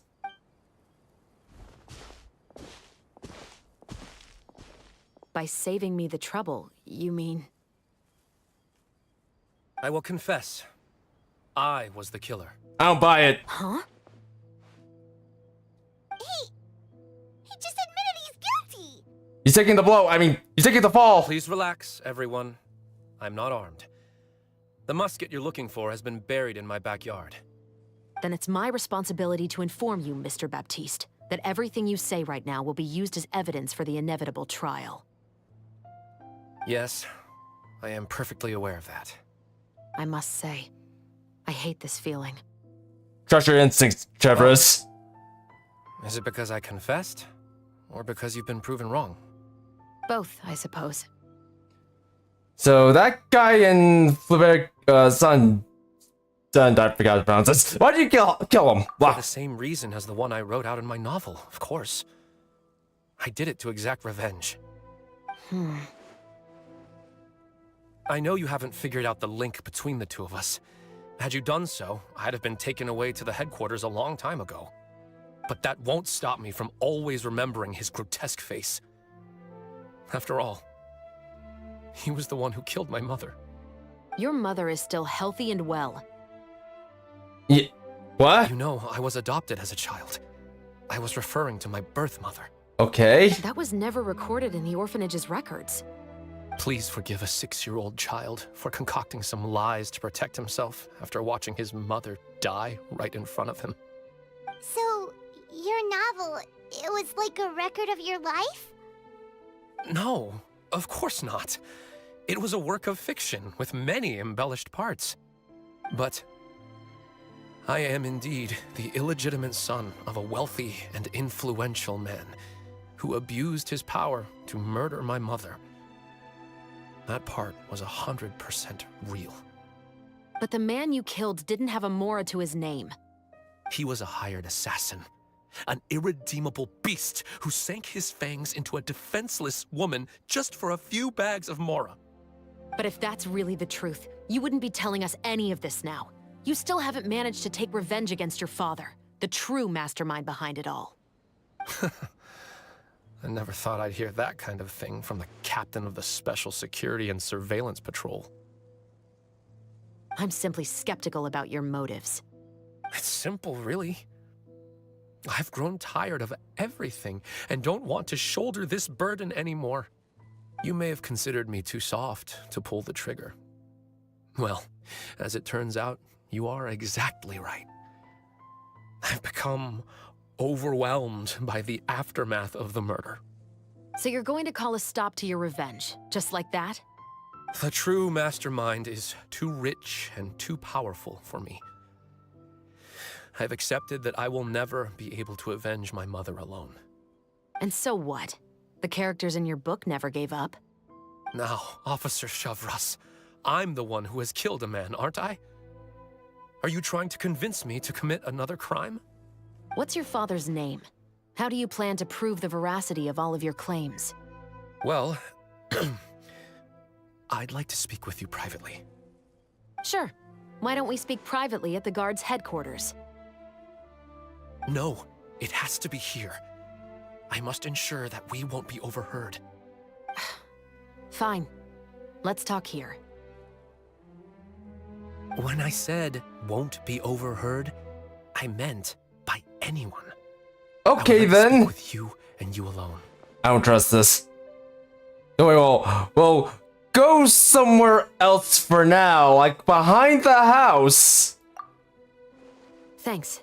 I appreciate it. Where we can definitely not overhear you. Please stay safe, Chevres.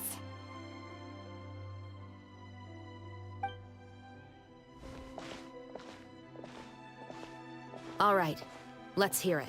Let's give it a loop-de-loop. Will you really believe what I'm about to say? Loop-de-loop. That depends on what you're going to tell me. Fair enough. Fair enough. Then listen closely.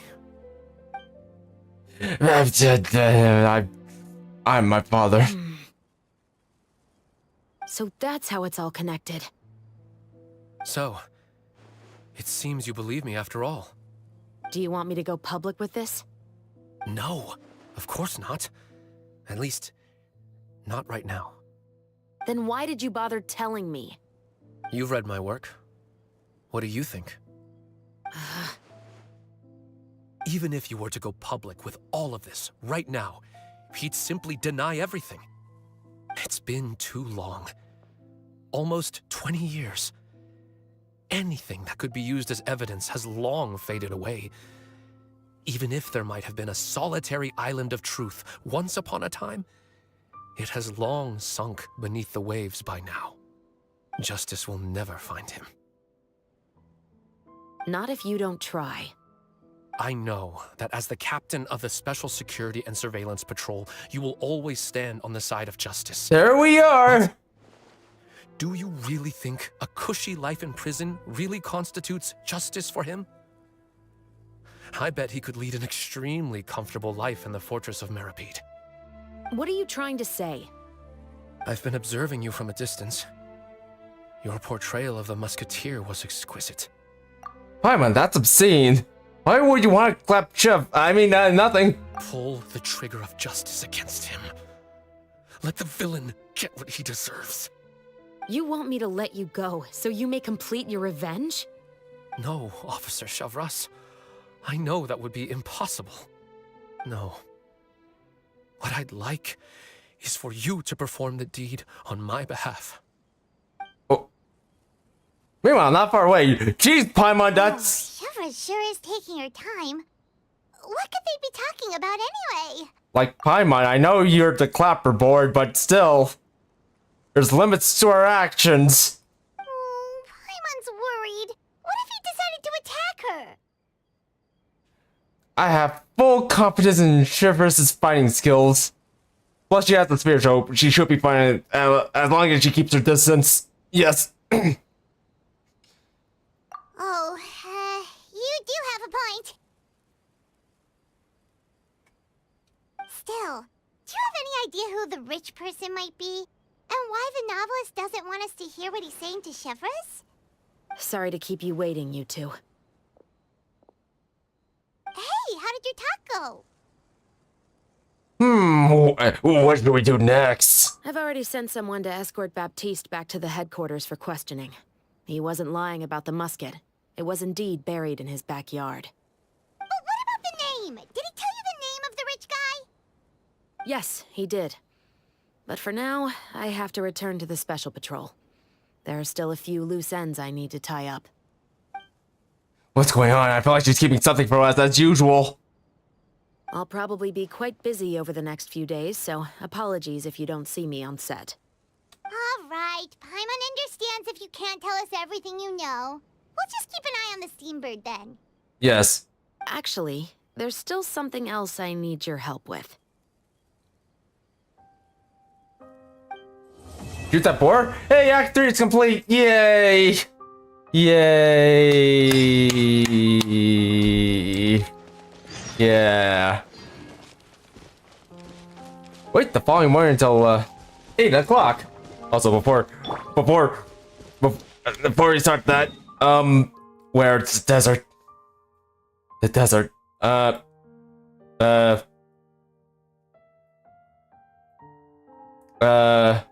Yeah, here will do.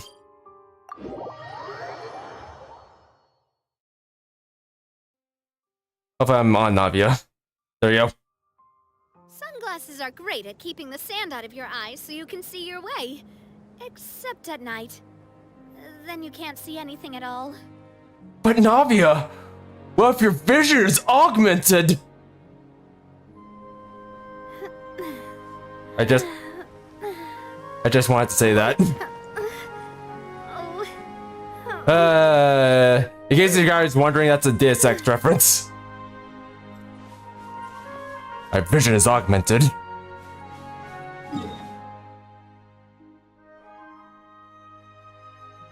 Also, yo, what Clee's nickname is? Go ahead, take a guess.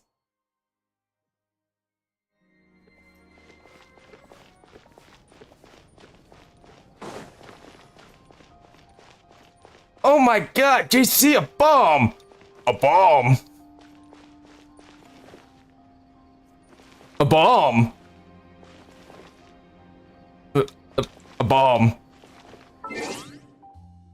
Alright, let's just wait. Let's just wait till the appointed time. Alright, there we go. I really want to go traveling. I don't mind where we go, as long as I have my friends with me. A bomb? A bomb. That's her nickname. A bomb. Hold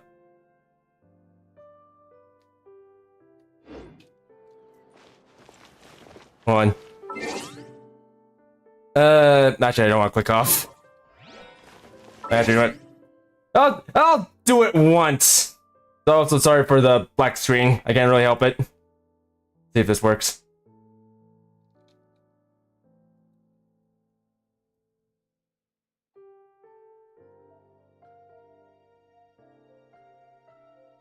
Alright, here we go. Just give me 1 sec. I wanna go for, this one. Where does the human... Nope, I don't care about that.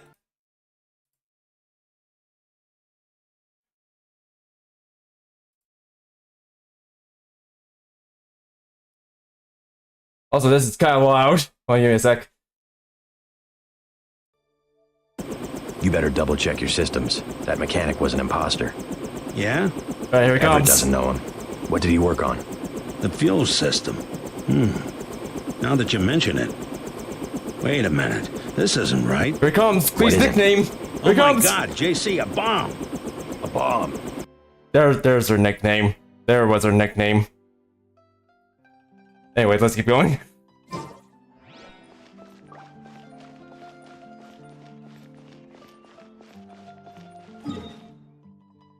Anyways, you know what? Check this. A bomb. Alright. Oh, well, let's do this. Where do we need to go again? A bomb. I forgot where to go. Wait, what? God dang it. It wasn't the right time yet. There.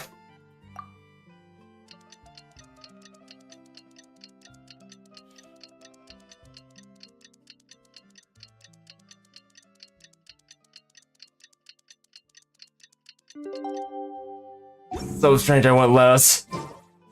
One sunset theme. Sunset theme. Well, guess there's no point in worrying about it now. Let's go join up with the others. I don't know how to change themes in this game. But I do know where to go. Is that right? Oh, by God.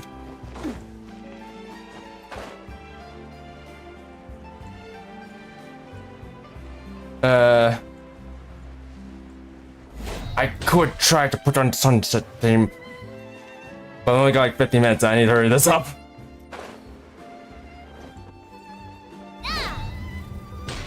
Or I want to finish this in 15 minutes. Like, we're really close right now. Oh, is that the clock to sunset? Good morning! Hayaka and I were just talking about you. I kinda missed it. Is Shevra's still not joining us today? She died. Probably not. We haven't seen her either. Yes, it's delicious macaron. That's such a pity. Director Farina said that we've only got a few small scenes left before wrapping up the entire thing.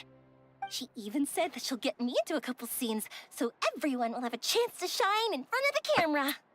We were also planning on having a victory feast once we're all finished filming. You can join us, right? I'll try to set the clock to sunset once we get to it, but I'm pretty sure the game's not gonna let us listen to it too much. Also, let's have a victory feast. Can you also do a victory yell? Only Chevros was here. I still haven't taken a photo with her. I'm afraid that can't be helped. Those special patrol folks are like phantoms when they've got a case on their hands. But to be honest, I'm even more concerned by what I read in the Steambird earlier this morning. It said that the killer in the murder case was none other than the author of the Two Musketeers. Good joke, Shiori, by the way. Good joke. Get phantoms. Jesse, say phantoms. Oh.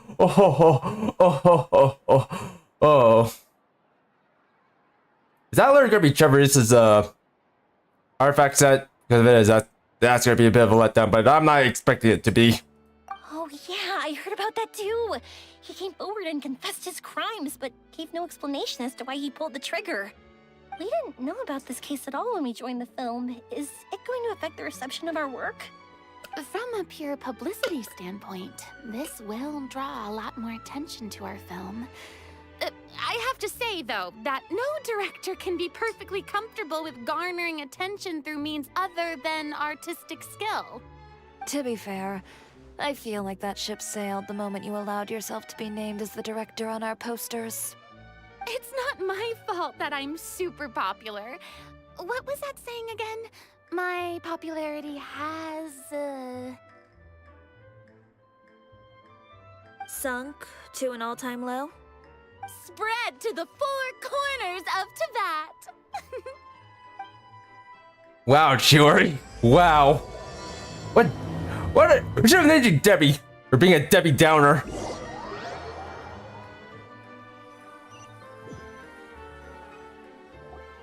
Also, let's do this. Where this is. By the way, I still need to do some editing for this, am I? Excuse me, everyone. Xavier! Feels like it's been ages since we last saw you. I've been talking non-stop with the Film Association, and I'm absolutely swamped trying to coordinate the film's marketing. So forgive me for not being around more often, but please believe me when I say that I will make sure everyone's hard work gets the exposure it deserves. Oh, seems like you've been fighting your own battles. Yes, that's one way to put it. Oh, and before we begin the final round of filming, please allow me to finally introduce you to the original investor of our film, Mr. Morris. Oh, hey, you jerk. Hey. A pleasure to meet you all. Hi. Yes, glad to make your acquaintance, Mr. Morris. We've heard about the issues you've encountered with your financial situation, and genuinely hope that things have taken a turn for the better. Oh, well, the situation has indeed improved somewhat. Yeah. Don't worry, Mr. Morris. Yeah. Accidents and last-minute challenges happen all the time. There's no need to blame yourself over it. The good news is that we're almost done filming now, and I would even say that this is the best story I've ever seen. Ran away with them. Is that so? I see. That's great news. Also, you know what? I get this sinking feeling that this guy is definitely connected to what's happening with the author right now, Baptiste. I feel like he's definitely connected. All right, now that we've gotten all the pleasantries out of the way, let's get this show on the road. We'll mostly be filming typical people and scenery from the streets today to improve the sense of environmental ambiance in some parts of the film. Oh, and there'll be a cameo for Mr. Kamisato and Miss Yoimiya as well. They'll be used to show outsider perspectives on the fates of the two musketeers. That's right. Ayato should be here any minute. Excellent! Then let's start with the scenery shots. Camera and clapper loader, you're up. Time to clap. We'll be ready. Remember, all we need are some wide zoom shots of the streets. If you happen to find some particularly lovely patches of flowers and grass, feel free to grab some close-ups of those as well. Zoom shots. Lights! Camera! Action! She's gonna do it! Oh, she clapped. Okay, now move the camera slowly. Try to focus on that flower. Frina, if this is your way to do a jump scare and, well, screw you. Take a close-up shot of the flower. Alright, everyone, brace yourselves. This is the jump scare part. What's wrong? Just adjust the focal length a bit. I'm trying to ease the audience here. I don't want them to get too scared. Just, okay, a little bit closer. Something the matter? The camera's broken. No, wait, it's not the camera. I'm broken. Huh? But wasn't it working fine for all the days before? Veronique, can we try a different camera? No problem. How about this one? All right, let's give it another try. It's your do it again. Camera, action! Clap. Oh my god. Don't tell me. This one is broken too? That's too convenient. Veronique, do we have any other spare ones we can use? I'm afraid we only brought these two today. You think we're getting haunted? I think we're getting haunted.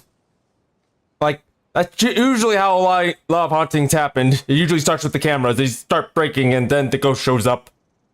Like, right after they're completely broken. That's usually how they all happen. Oh. Then go find a workshop to get them repaired right away. Oh, and you too, Bono. Go find our spare camera in the warehouse and bring it back to the set. Wow, Frina, language. Also, yeah, Frina, I think we should probably get out of here. I think the ghost is angry at us. Ghost of the flower. On it. Greetings, everyone. My apologies for the delay. Is something the matter, Ayaka? It seems like there are some issues with the filming equipment today. We're stuck for the moment. I see. Well, let's not just stand here twiddling our thumbs. Actors, to the makeup booth. We'll start on the next scene as soon as we get a working camera. Yes. After some time, Bernie. The people at the workshop told me that the part which holds the lens in place seemed to have fallen off. That's super strange. It was perfectly fine just yesterday. It's just that. Well, no time to dwell on that now. Let's get back to filming. Or, you know, maybe the ghost took the lens off. Maybe that's what happened. Ghosts used their psychokinetic powers to move the lens out of place. Just saying. Quiet on set. Places, everyone. Lights, camera, action. Yeah, I wasn't filmed that one. Have you heard about that recent murder case? Yes, I have. It seems that they've caused quite the commotion in the city. I heard that the chief of the guards is so mad about not catching the culprit that he's about to explode. Oh? I find that quite hard to imagine, considering how he already looks most days. Director, we have a problem. Oh, we're in the middle of a take. Couldn't you wait until we wrapped up this scene? No, Director, our film, all the finalized film that we've been keeping in the case has disappeared. Freaking ghosts! Oh, wait, what did you say? Mr. Bono, please take me to where the film was kept right away. I'm coming too. No, Yoimiya, you have to stay here. Oh. Stupid ghost. Listen up. Everyone who's not working on this current scene can go with Bono to look for the film. Everyone else, stay put and wrap up the scene. Unbelievable. How could all these problems happen in just one day?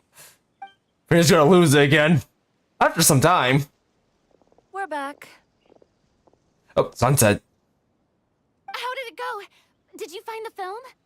We found it in the sewers. Real? Huh? Oh. In the sewers? Is the film still okay? We discovered it just in time, so we should still be able to salvage it. The others are checking now to see if we lost any specific scenes. You scared me for a moment there. I nearly thought we had lost everything. I really don't want to experience that feeling of despair again. Okay, but who could have stolen the film and dumped it there? Could it be some competitors working on other films? But if they wanted to harass us, why wait until the last day? Indeed. We don't have time to really look into it right now. Let's strike while the iron is still hot and wrap this thing up once and for all. Yeah, let's finish it. Yes. Oh yes, it takes everyone's efforts. Oh goddamn. Next the movie too quickly. I would like to officially announce that our entry to the festival, The Two Musketeers, has now concluded filming! Hello, Fatality, welcome back. Paimon is spent. It's so late already. Even though the filming process proved to be extremely challenging, everyone provided valuable and unique contributions to the final product. Thank you all for your dedication and support. Yes. And just like Director Farina, I would also like to extend my most heartfelt thanks to all of you. Really, Yeah. you helped me so much. I just... What's up? All right, let's save the awards speech for later, and hopefully also get some rehearsals in before the real thing. What's up? Anyway, now it's time to party! Let's all make our way to the beach and have a celebration feast so loud and fun that even the blubber beast will want in. Party? Party? Party. Talk to every. Oh. Better take these. I'm going to take them anyways. But party, I get what you did there, Brina.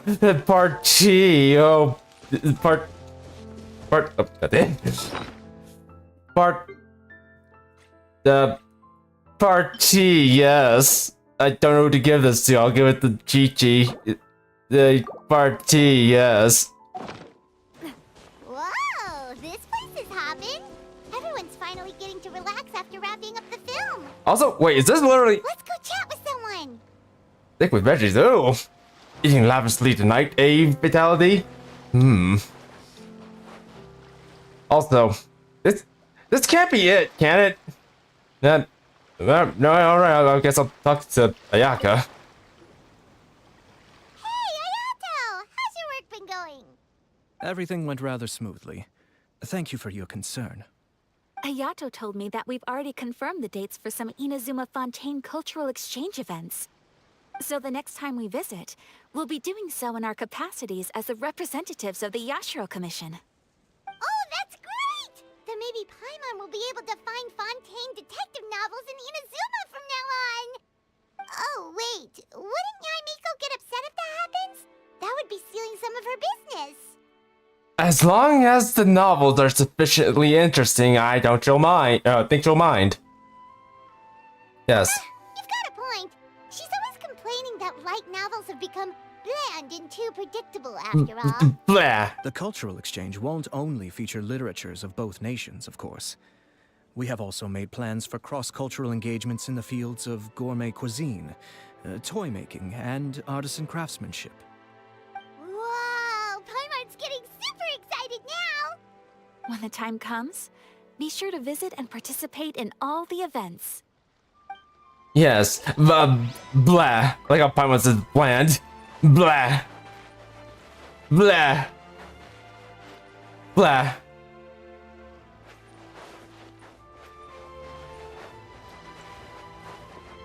When I look at that moonlight, I remember him. Doesn't quite have the same ring as sunset. Is that guy always there?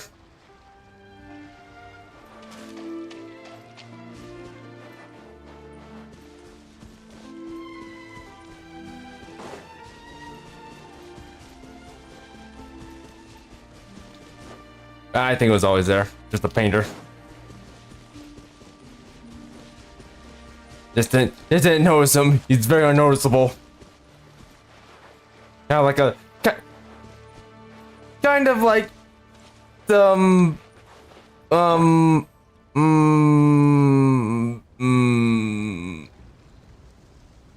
blah.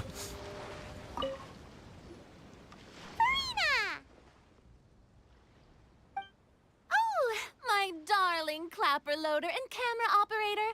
You've both worked really hard. Paimon thinks you worked even harder than us. Honestly, Paimon was getting a little tired of playing with the clapperboard by the end of it. Worst of all, Paimon started having dreams of you shouting, "Lights, camera, action!" into Paimon's ears. The actual dream can't even start until you've yelled that. Hey, if anything, shouldn't I be more grand and delightful in your dreams? We've been through so much together, and that's how your brain remembers me? Mortal camera? That's not Paimon's fault. We've just used the clapperboard too much lately.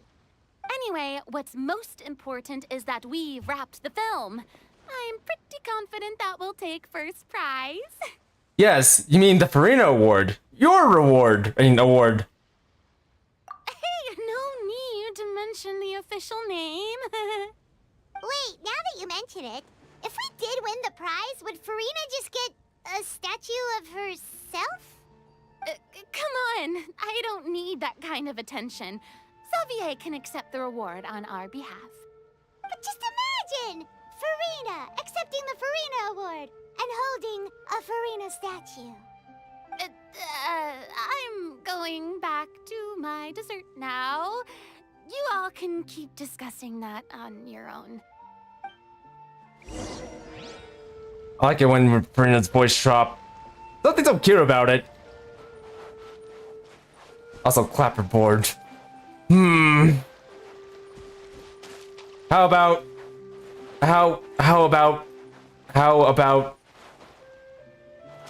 This one's got your name on it. shotgun board? Yes. Also, let's talk to Chiori now.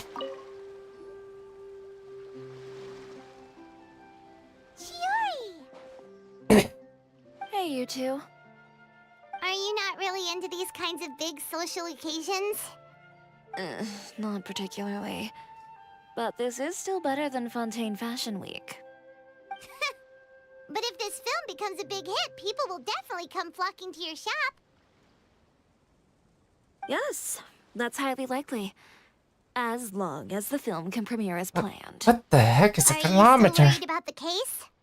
That and all the obstacles we had to face today. What's a Shao Kahn? You're right. It's as if all our bad luck just manifested at once. What's that flying thing over there? Why today of all days?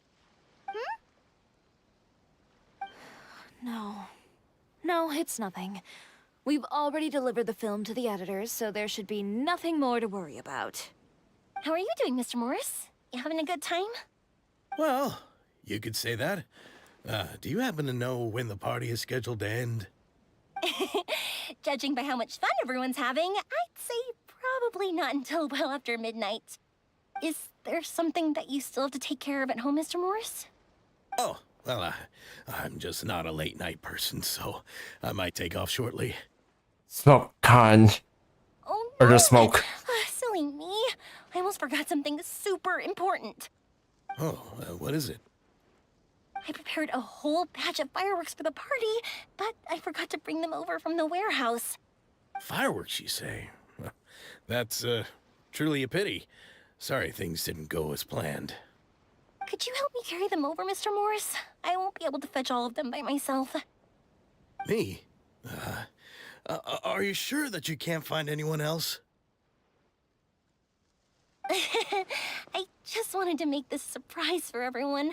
The warehouse isn't far from here. We'll be there in no time. Pretty please, Mr. Morris. These are some of the best fireworks I've ever made. So I also want you to see them before you leave. They're stunning. I promise that they'll be a once-in-a-lifetime experience that you'll never forget. But... It's okay. Just come with me. If we're sneaky enough, nobody else will see us leaving. Sneaky, I say. All right. Yes. Also, you know what? I feel like... It's right over here. I moved the fireworks there in advance, so it shouldn't be too much work bringing them back. Where's my friends? It's still a ways away from the party. Sorry about that, Mr. Morris. It's probably because I'm used to carrying fireworks all the time, so it doesn't feel like a lot of work to me. Where's my friend? Okay, Morris, you better not do anything bad to you and Mia. I don't think we need to see bad things happening on stream. Like, I know she's partially a force field. We're being held in by the gold.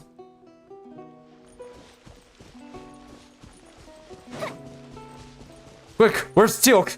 We need his insight on this. He worked for them once. Don't worry. I don't think Morris can do that. He doesn't have a clapperboard. He can't clap anyone. Oh, without a clapperboard. There's only one person in this area with goddamn gold.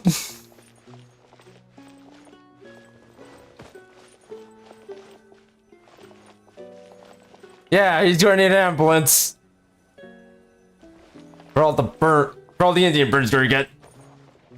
Burns. Not that kind of clap. What do you mean, not that kind of clap?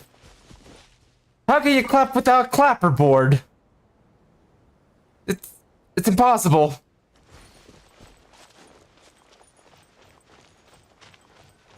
Like, you need a clapperboard to clap people. It doesn't work that way. Not at all. Not in this universe.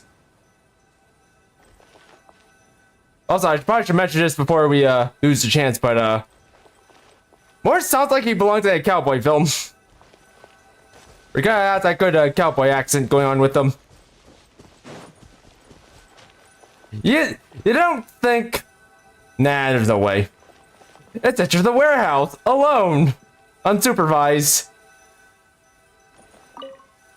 without any Zhongli protection. That's a type of condom. Man.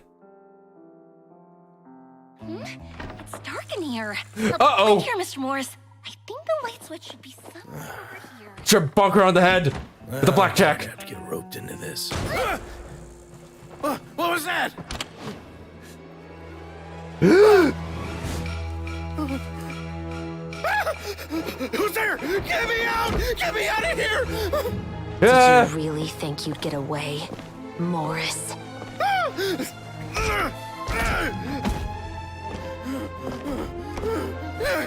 You've got the wrong guy. Wait. It wasn't me.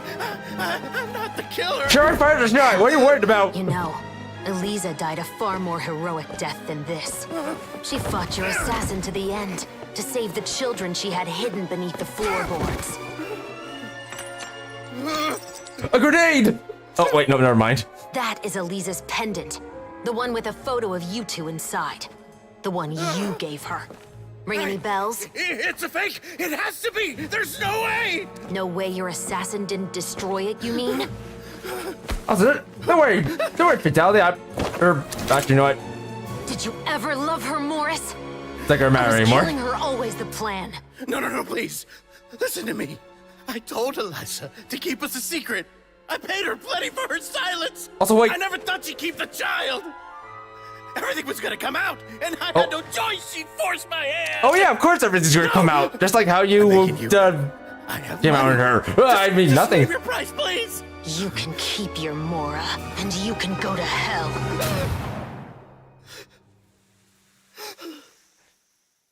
She only had 2 shots. I'm Captain Shovraz of the Special Patrol. Morris, you're under arrest for Eliza's murder.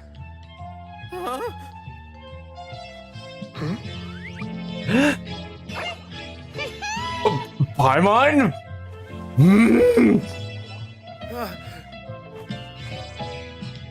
That was my job, Paimon. You were supposed to clap other people. What the? Holy shit!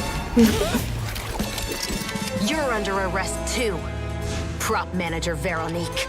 Assassin! Or perhaps I should call you the Second Musketeer.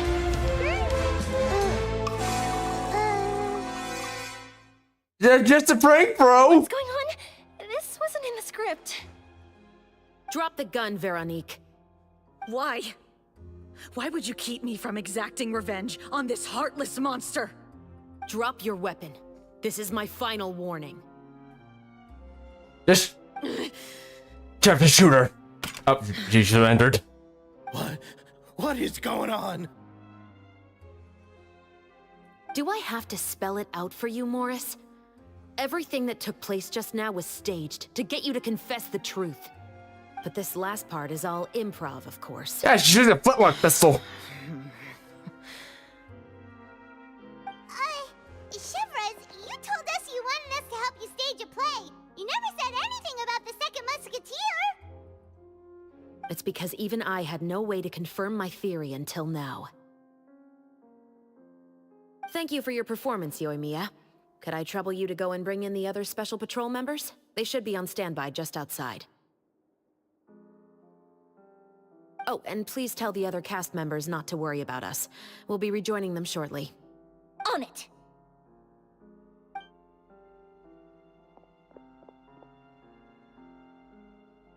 So what do you think, Morris? Care to talk about what happened 20 years ago? My patience is limited, you know. Don't force me to take you back to the interrogation room. I'd wager that you wouldn't last for more than a minute in there. With the recording we made, you have no chance of winning in court. Cooperating with us now is the most practical move. All right. I'll talk. I hired an assassin to murder Elisa. She once worked as a maid on my family's estate. She was very beautiful, and after some time I fell for her. We kept our relationship a secret and carried out an affair for some time, but it wasn't long before she became pregnant. Oh, see, I told you you came in door. You came in door. They would have stripped me of my inheritance and status, driven me out of my home. I also didn't expect Elisa to insist on bringing the pregnancy to term. She even asked me to leave my family and travel far, far away with her. She believed that you were truly in love with her. I didn't have a choice. I gave her a large sum of mora, told her to leave the family and to get rid of the baby. But then years later, she sent me a letter. There were photos of 2 children, and she even asked if I could find some time to visit them. Huh? 2 children? Paimon thought Baptiste was the only... you mean... Second Even if child. she had the children against your will, you could have just ignored the letter entirely. Why kill her? I had just gotten engaged to be married to an heiress from another wealthy family. So if anyone were to find out about Elisa, my life would be completely ruined. I didn't have a choice. No. You always had a choice. You just made the wrong choice. Again. Do you know how it feels to watch your mother be killed right in front of you? My brother and I were hardly even school age yet. We were hidden beneath the floorboards, grasping each other's hands like a lifeline. We were so terrified that we didn't even know we could ever take a breath. Hello, Miss Robinson. Hello. All we could do was to watch Mother try to fight back, and then collapse to the floor. How you doing? Even after the assassin left, we were still too terrified to leave our hiding spot. We thought that he might come back.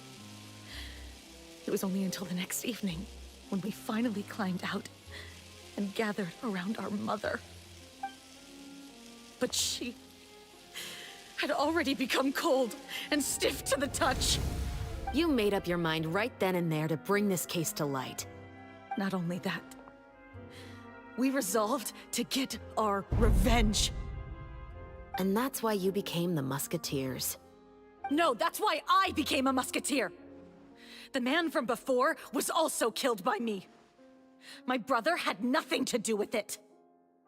I figured as much. You're right, he was the fall guy. You did? I once told these two that he didn't look like a killer to me. His confession from that night also rubbed me the wrong way. I think what really tipped me off was, how could I not feel a sense of regret in him? Huh?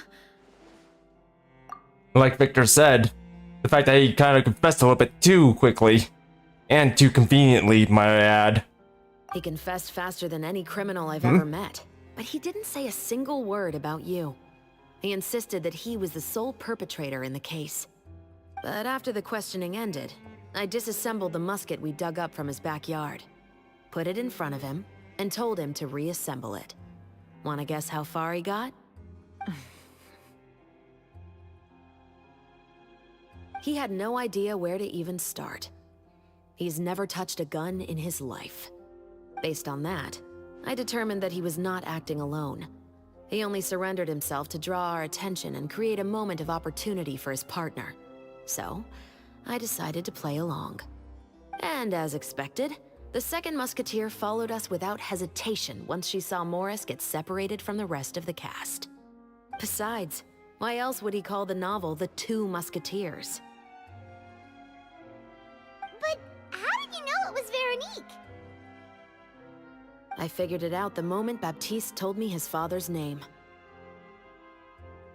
That so-called financial crisis was all just a ruse. He just wanted to sign up as the investor and then leave the film without any source of funding. After all, he has a vested interest in minimizing the reach of this story. It's really just the same thing as what he did to Eliza all those years ago. Human scum. But then Xavier pulled out all the stops and got the film made against all odds. Morris couldn't have that. With the killer in custody, he figured it was safe to act. And so he came to visit the set today, just as I expected. Wait, so you were behind all those mishaps today?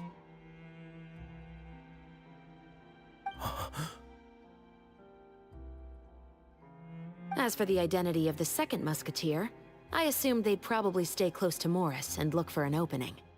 And if they already knew that Morris was the film's investor, then that narrowed the list of potential suspects as well. Furthermore, being the props manager would allow the culprit to avoid scrutiny by purchasing mechanical parts in the name of the crew. With that hypothesis in mind, I went back to check Baptiste's orphanage adoption records. Guess whose name I saw on the same page, just a few lines from his. My brother. He trusted you. As in, he trusted me to perform the deed on his behalf? He trusted you to stand on the side of justice. I am. I thought you could do it as well. Oh, the look on your face when you told him to go to hell. I really thought you'd put a bullet in his brain. You know what he has done. Are you telling me that you'd rather see him spend the rest of his life living like a king in the fortress of Meripede? Veronique, I think you literally forgot that Trevorus is a cop, and cops can't really go off and do stuff like that because that's very, very wrong. I will never be able to forget the feeling of my mother's cold, lifeless hands. And you would call this ending fair? Is this what you call justice? I won't lie, Veronique. I did hesitate when your brother first told me about the truth. I wondered. I agonized over whether I should really put a bullet in his head. So why don't you? Because that should never be how justice is carried out in this world. Perhaps, to you, justice is simply reciprocated. An eye for an eye, and a life for a life. But everyone has their own understanding of justice. If everyone were to pursue their own definition of it, there would be no more order in this world. Today, you'll kill Morris, and tomorrow, his children may come for you. The world cannot render judgments based on a desire for revenge. That will only lead to a cycle of revenge, as well as the destruction of order and civilized society. Fontaine is founded on a set of laws and a standardized code of justice. That is why we are the nation of justice. But with all that said, I will promise you this. Morris will not lead a cushy life in the fortress of Meripede. Chevros, the rest of the special patrol is here. And they're all women. Thank you so much, Yoimiya. Letelier, Terena, please take them away. I brought the woman. The woman. Take them away, woman. Easy on that one. I still can't agree with your reasoning. Easy with that one, woman. I know. justice has not been delivered. At least, not today.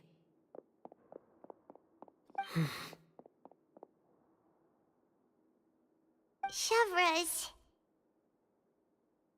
Let's go. We should give an explanation to the crew.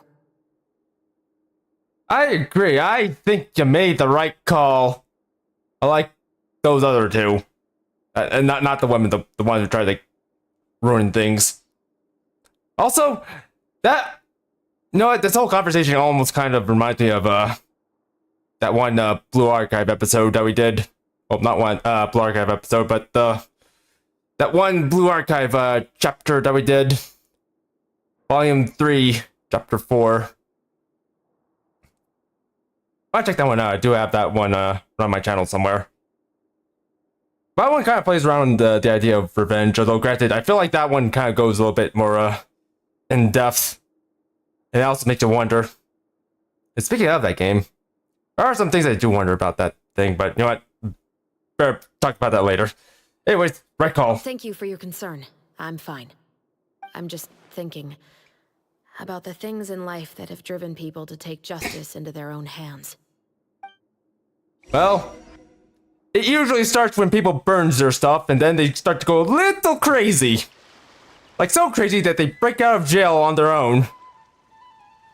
By, like, break out of jail, I mean, like, literally break out of jail. Like, they literally blow up the entire wall. Who would have thought Morris would turn out to be...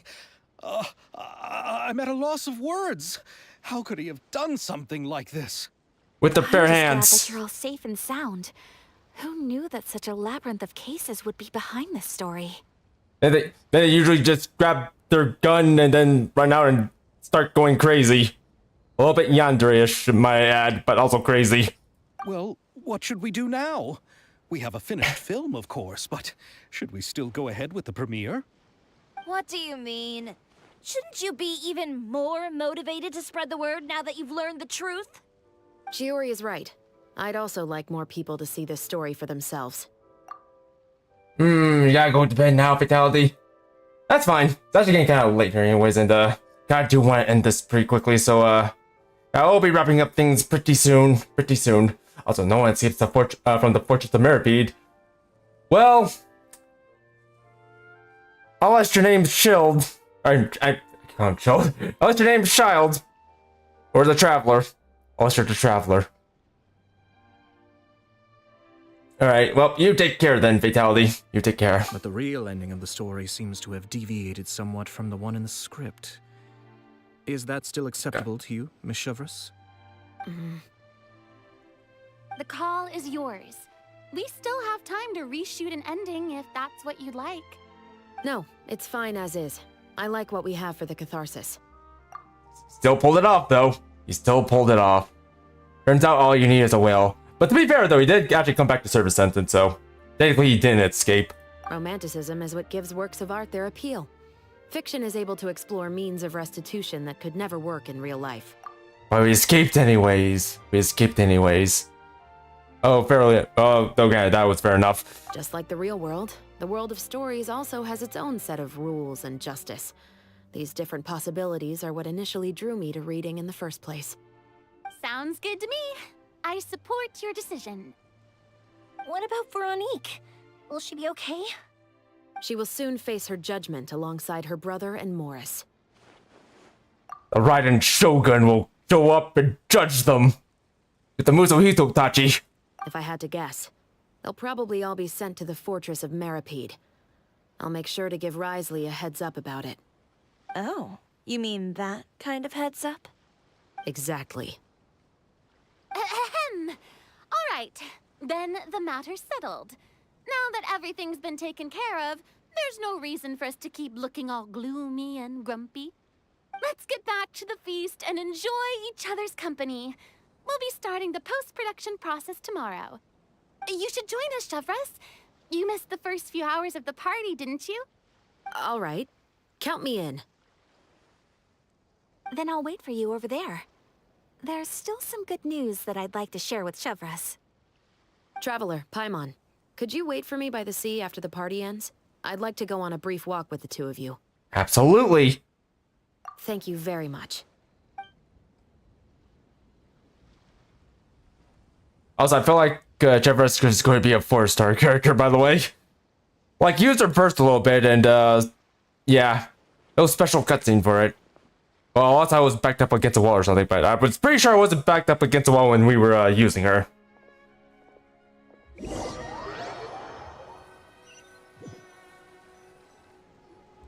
Sorry for the wait. Oh, we weren't waiting long at all. Is there something else you wanted to tell us? No, I don't have anything new to share. I just felt that since you were my investigation partners, I should have another conversation with the two of you.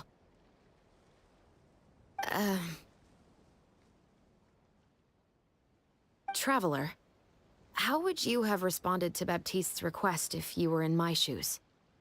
Help Tim get. I would have done the same as you. Is that so? Well, thanks for sharing. When I was young, my father often took me here to swim. We'd come rain or shine, even when it was freezing cold. He told me that swimming was the best activity to train one's strength of will. You could never give up before reaching the shore, especially when the water was cold. I see, Victor, I see. Why is that? Because the moment you give up would be the moment you die. At that point, I still hadn't received my vision. One winter, the chilly wind felt almost like knives on my skin, and the seawater was so frigid that it numbed my toes the moment I stepped in. I cried and begged my father to spare me from having to swim across, but he wouldn't listen. He used to be a member of the Special Patrol as well. You could say it was his way of educating his children. That sounds awful. When he saw that I wouldn't stop crying, he just picked me up and tossed me into the icy water. Jeez. The bone-chilling cold took away my senses. I couldn't feel anything but fear and rage. The primal emotions. I waited for my father to save me, but one look and I knew he'd already started swimming for the opposite shore. I realized that if I were to give up, I really would die right then and there. I used all of my strength to try and catch up to my father. Those few minutes felt longer than my whole life up until that point. I did, however, make it to the other side. I've never felt afraid about anything in my life after that, nor have I ever cried again. That way of teaching would have never worked on Paimon. Seriously? Yeah, I don't think that was the right method for anyone. Yeah, that's like a very smart way of teaching your kid a lesson. Like, holy shit. It's just that, working now as I am in the pursuit of justice, I still sometimes feel like I've been tossed into that winter sea all over again. The anger and the helplessness. Chevres. But the worse I feel, the more I know to never give up. The alternative would be to forever lose myself among the waves. Anyway, how about a race? Neither of us will drown, but we can still see who swims faster. Oh, are you sure, Jeffress? I might not play too fair. I'm game. You guys go ahead. Paimon will grab the clapperboard to mark the start of the race. Paimon, please. There's a time and place for stuff like that. Okay. All right, then. I guess I'll just do that. I was gonna pull up Fern and just cheese it, but okay.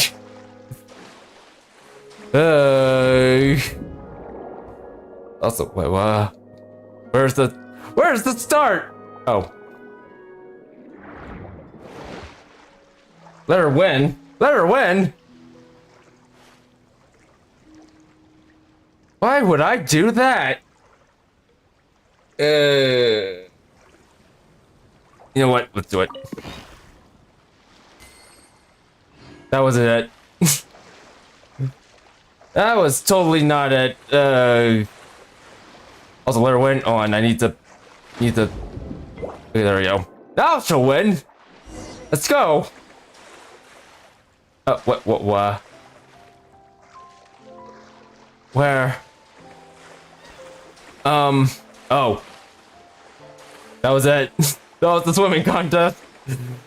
Good swim. Oh, that felt good. Yes. You were so fast in the water, Chevres. You were swimming even faster than Paimon can fly.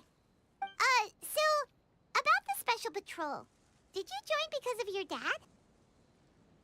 Partly. but I'd say I was more inspired by the heroes I read about in stories growing up. Oh, so it's due to your love of stories. Of course, it was only after I joined the Special Patrol that I learned that truth is often stranger than fiction. Come on, let's walk a bit more. Oh, now we're having a walking race, huh? Alright, fine. Let's do it.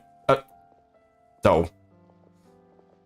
Walking race. To be honest, What? I do sometimes question whether the decisions I make are the right ones. Wait, what?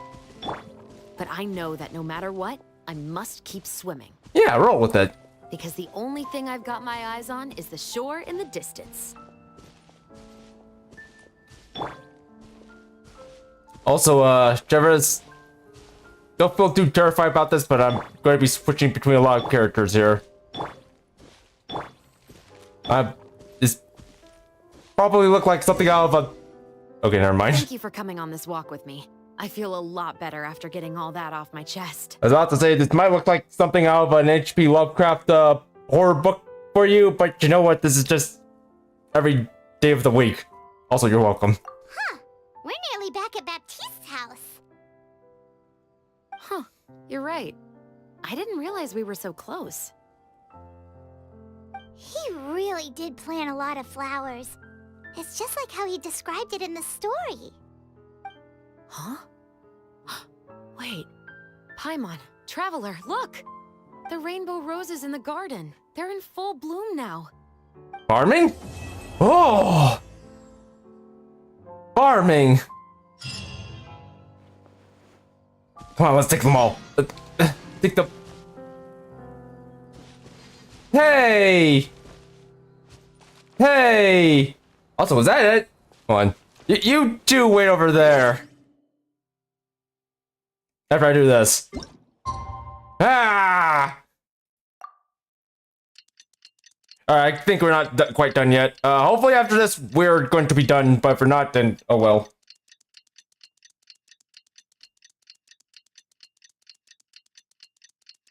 Done. Also, I think we'll just leave those treasure hoarders alone. There's one more act. One more. At least one more. At least one more. Just get over here, you. Here, get over here. Here, go here. Get. Hi. Also, oh, I don't even care.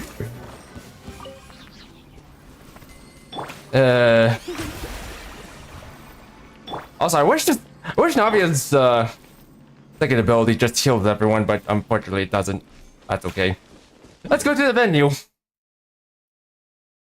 Where is it? Hopefully up here. Alright. Well, hopefully we can wrap this up very soon. We need to do this. Let's go!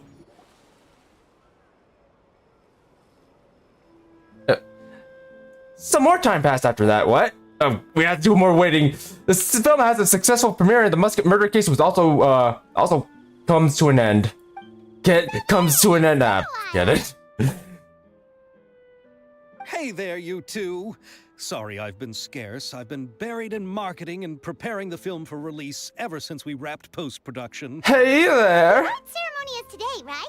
Paimon wonders if we'll win the Farina Award. I'd give it a 90% chance. Farina! Oh, Paimon didn't know you were already here. You're earlier than everyone else. I'm sure the others will also be here in no time. Xavier, if we end up getting called on stage, shouldn't you come up with a name for our crew? What? But we don't even know if we're going to win. I wouldn't want to jinx our chances by celebrating early. Just open your eyes! Surely you've seen the audience's reactions to our film. We've had nothing but critical acclaim. Yeah, and open your heart and you'll be alright. I learned that from a Sonic game. You've also had conversations with the Opera House's operating staff, right? Didn't they want to increase the number of showings? With the Mora you've made from the box office, you can now open your very own film company. But that's all credit to my amazing crew. You've all helped to make this a reality, so I can't be the only one asked to come up with a name. Well, give it some thought. I'm sure the crew will respect your choice. The power of plot, Victor. But Victor, Lisa wasn't there. Sure wasn't in the film. All right, but before that, Traveler and Paimon, could I trouble you to quickly pay a visit to the Fortress of Meripede? Huh? But shouldn't we stay for the award ceremony? I wanted to ask you two to invite Shavraz to join us at the ceremony. She's one of the lead roles, after all. I haven't been able to find her recently, so I haven't had the chance to invite her personally. According to the papers, the culprits of the Musket murder case will be personally escorted today by the captain of the Special Patrol to the Fortress of Meripede. Oh, Paimon gets it now. It'll be a piece of cake for us. Yep, just wait here, Xavier, and maybe try to come up with a few snappy-sounding names. All right, then I'll leave you to it. I bet you're gonna call it Xavier's Men. That's it. That's what he's going to call his film company, Xavier's Men, or X-Men for short. All right, time to go over here. I just teleport. Yeah, okay, good.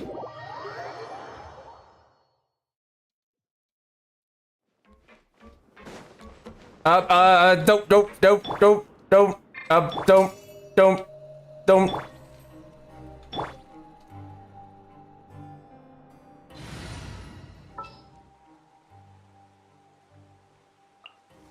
Time to get down to business.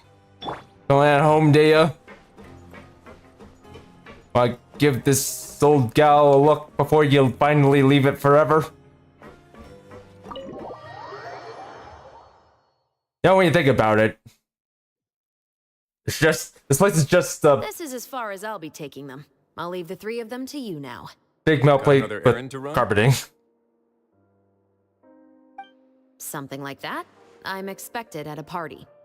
Now that's something you don't hear every day. Found a new pastime? No, it's just a special occasion. Shavraz! Risley! Festivals really do bring people together. It's been a while since I last had so many visitors at the Fortress of Meripede. Call it the festival spirit, I guess. Yeah, you could say that. Even our head nurse has gotten herself all worked up preparing super deluxe nutritious shakes. Just one gulp and you'll have met all your nutrition needs. Were you talking about work just now? We've already finished discussing everything. So, what do you think about my heads up, Mr. Risley? I believe I haven't yet made any promises or guarantees. But you also didn't shoot me down. Here, how about this? You could give everyone a copy of the newspaper. Perhaps on the day when the cover story happens to, oh, I don't know, expose a certain someone's misdeeds from 20 years ago? I suppose then a certain someone may soon find himself the most unlucky person in the Fortress of Meripede? While another two people will soon be hailed as heroes. That guy's gonna get ganked. Morris is gonna get ganked. Speaking of heroes, did you two need something from me? Oh, actually, we're here for... You're here to invite me to the party, right? Don't worry, I didn't forget. Ooh, then let's head back right away! See you, Risley! Happy Fontanalia Festival! Yeah. Same to you. Well, let's get out. Let's get out of this cruel and there's home. Yes. Give me a sec.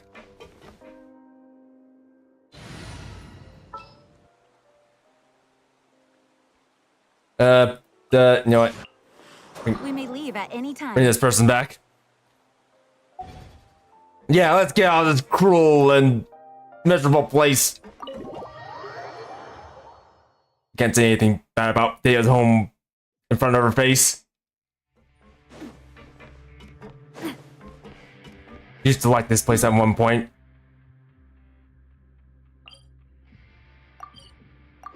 But now it's just a cold and metal husk of a shell. Whoa. And the winner of the Farina Award for the first Fontanalia Film Festival is... the Two Musketeers! Hooray! Hooray! Whoa.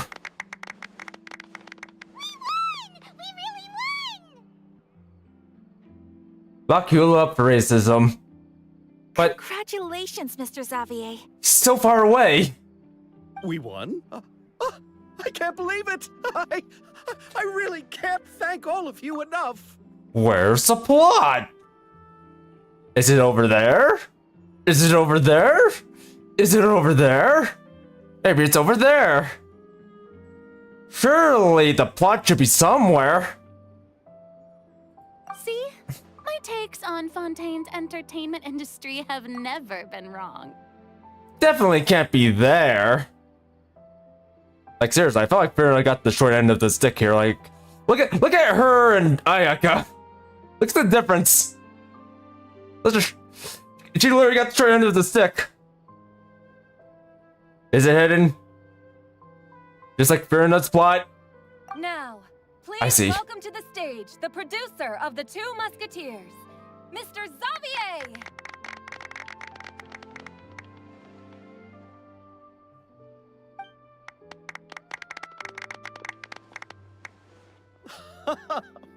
Thank you. Thank you all so much for your recognition and support. While I'm up here, I would love to give special thanks to... Time really flies, huh? It certainly feels that way. It feels like it was only yesterday when you were teaching me to hold a musket. Will you come back to Fontaine again? Of course. I'm very fond of this city. There are so many novel and interesting things that it's been hard to keep track of them all. But how about you?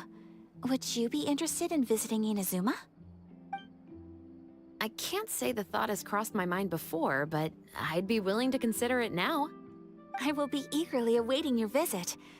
It would be wonderful if you could visit my home and enjoy a taste of our tea and desserts. Yeah, let's keep in touch. He's not gonna show up. Accomplish all you came here for? So far away. And you should visit Inazuma again sometime. How has Ogura and her business been? To my knowledge, she's doing quite well. Tell her I said hi. I certainly will.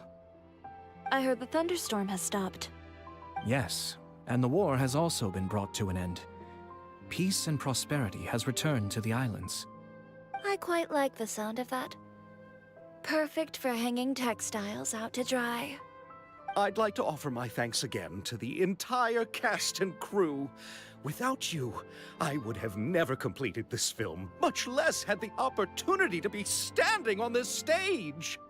With the support of my entire crew, I would like to officially announce our film company, Musketeer Pictures. Musketeer Pictures, eh? Well, that doesn't quite roll off the tongue like X-Men, but okay. That has a really nice ring to it. Yeah, you sure, Paimon? Let's please welcome all the members of Musketeer Pictures onto the stage for a commemorative photo. Alright, let's go, X-Men. I didn't know we'd also be taking pictures. Director Farina, I believe you are the most deserving person to raise this trophy. Huh?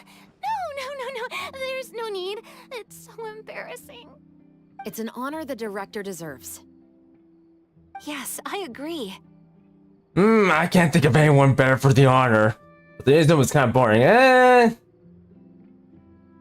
Well, I suppose in some ways. Although granted, if there's one place I do like in Inazuma, it's probably the Cinco no Miya region. I actually like that place, especially its music. I really like the music over there. Just accept that you're not getting out of this. Ready, everyone? 3, 2, 1. Musketeer Pictures! X-Men! I'm Musketeer Pictures. Aww. Plot. Oh, there's the plot. There it is. There's where it went. There's the plot. We... Crap. Okay, never mind. I keep forgetting. But yeah, there's the plot where my cursor's pointing. There it is. There's the plot. You seen it? Good.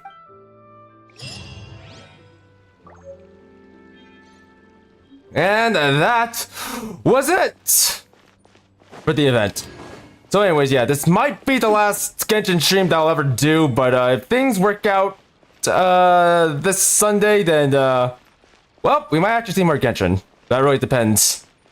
if anything, please do subscribe because the way the challenge works is basically if we pass every like 5 sub milestone, I get to help Lumine survive.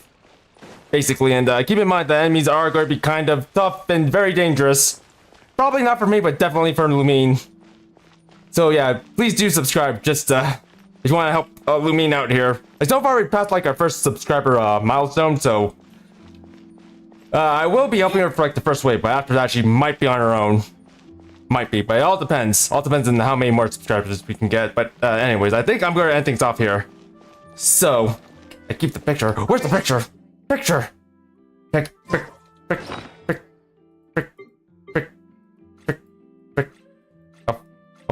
I'll find it later. But anyways, I think I'm going to end things off here because it's getting quite late. And sorry, Navi, I did that to you. She's gonna put on her umbrella. No. Well, anyways, yeah, I think I'll end things off here. Did like 3 times already. But anyways, if you guys like the stream, don't forget to leave a like, subscribe, and hit the notification bell for more. It's taught me that carrying an unreliable weapon is worse than not carrying one at all. Oh my god. Navia, please. Please. Okay, I'll let you restart it again. Okay, if you like the stream, don't forget to leave a like, subscribe, and hit the notification bell for more. And feel free to leave a comment in the comment section down below if you're watching this as a pod. And also, we do have a Discord, by the way, and I do regularly post on my Discord my schedule, so feel free to join the Discord for that, or, you know, just join to hang out if you want to. So without further ado, this is Thank You signing off. Bye, everyone. Bye. I don't know. I'm doing that.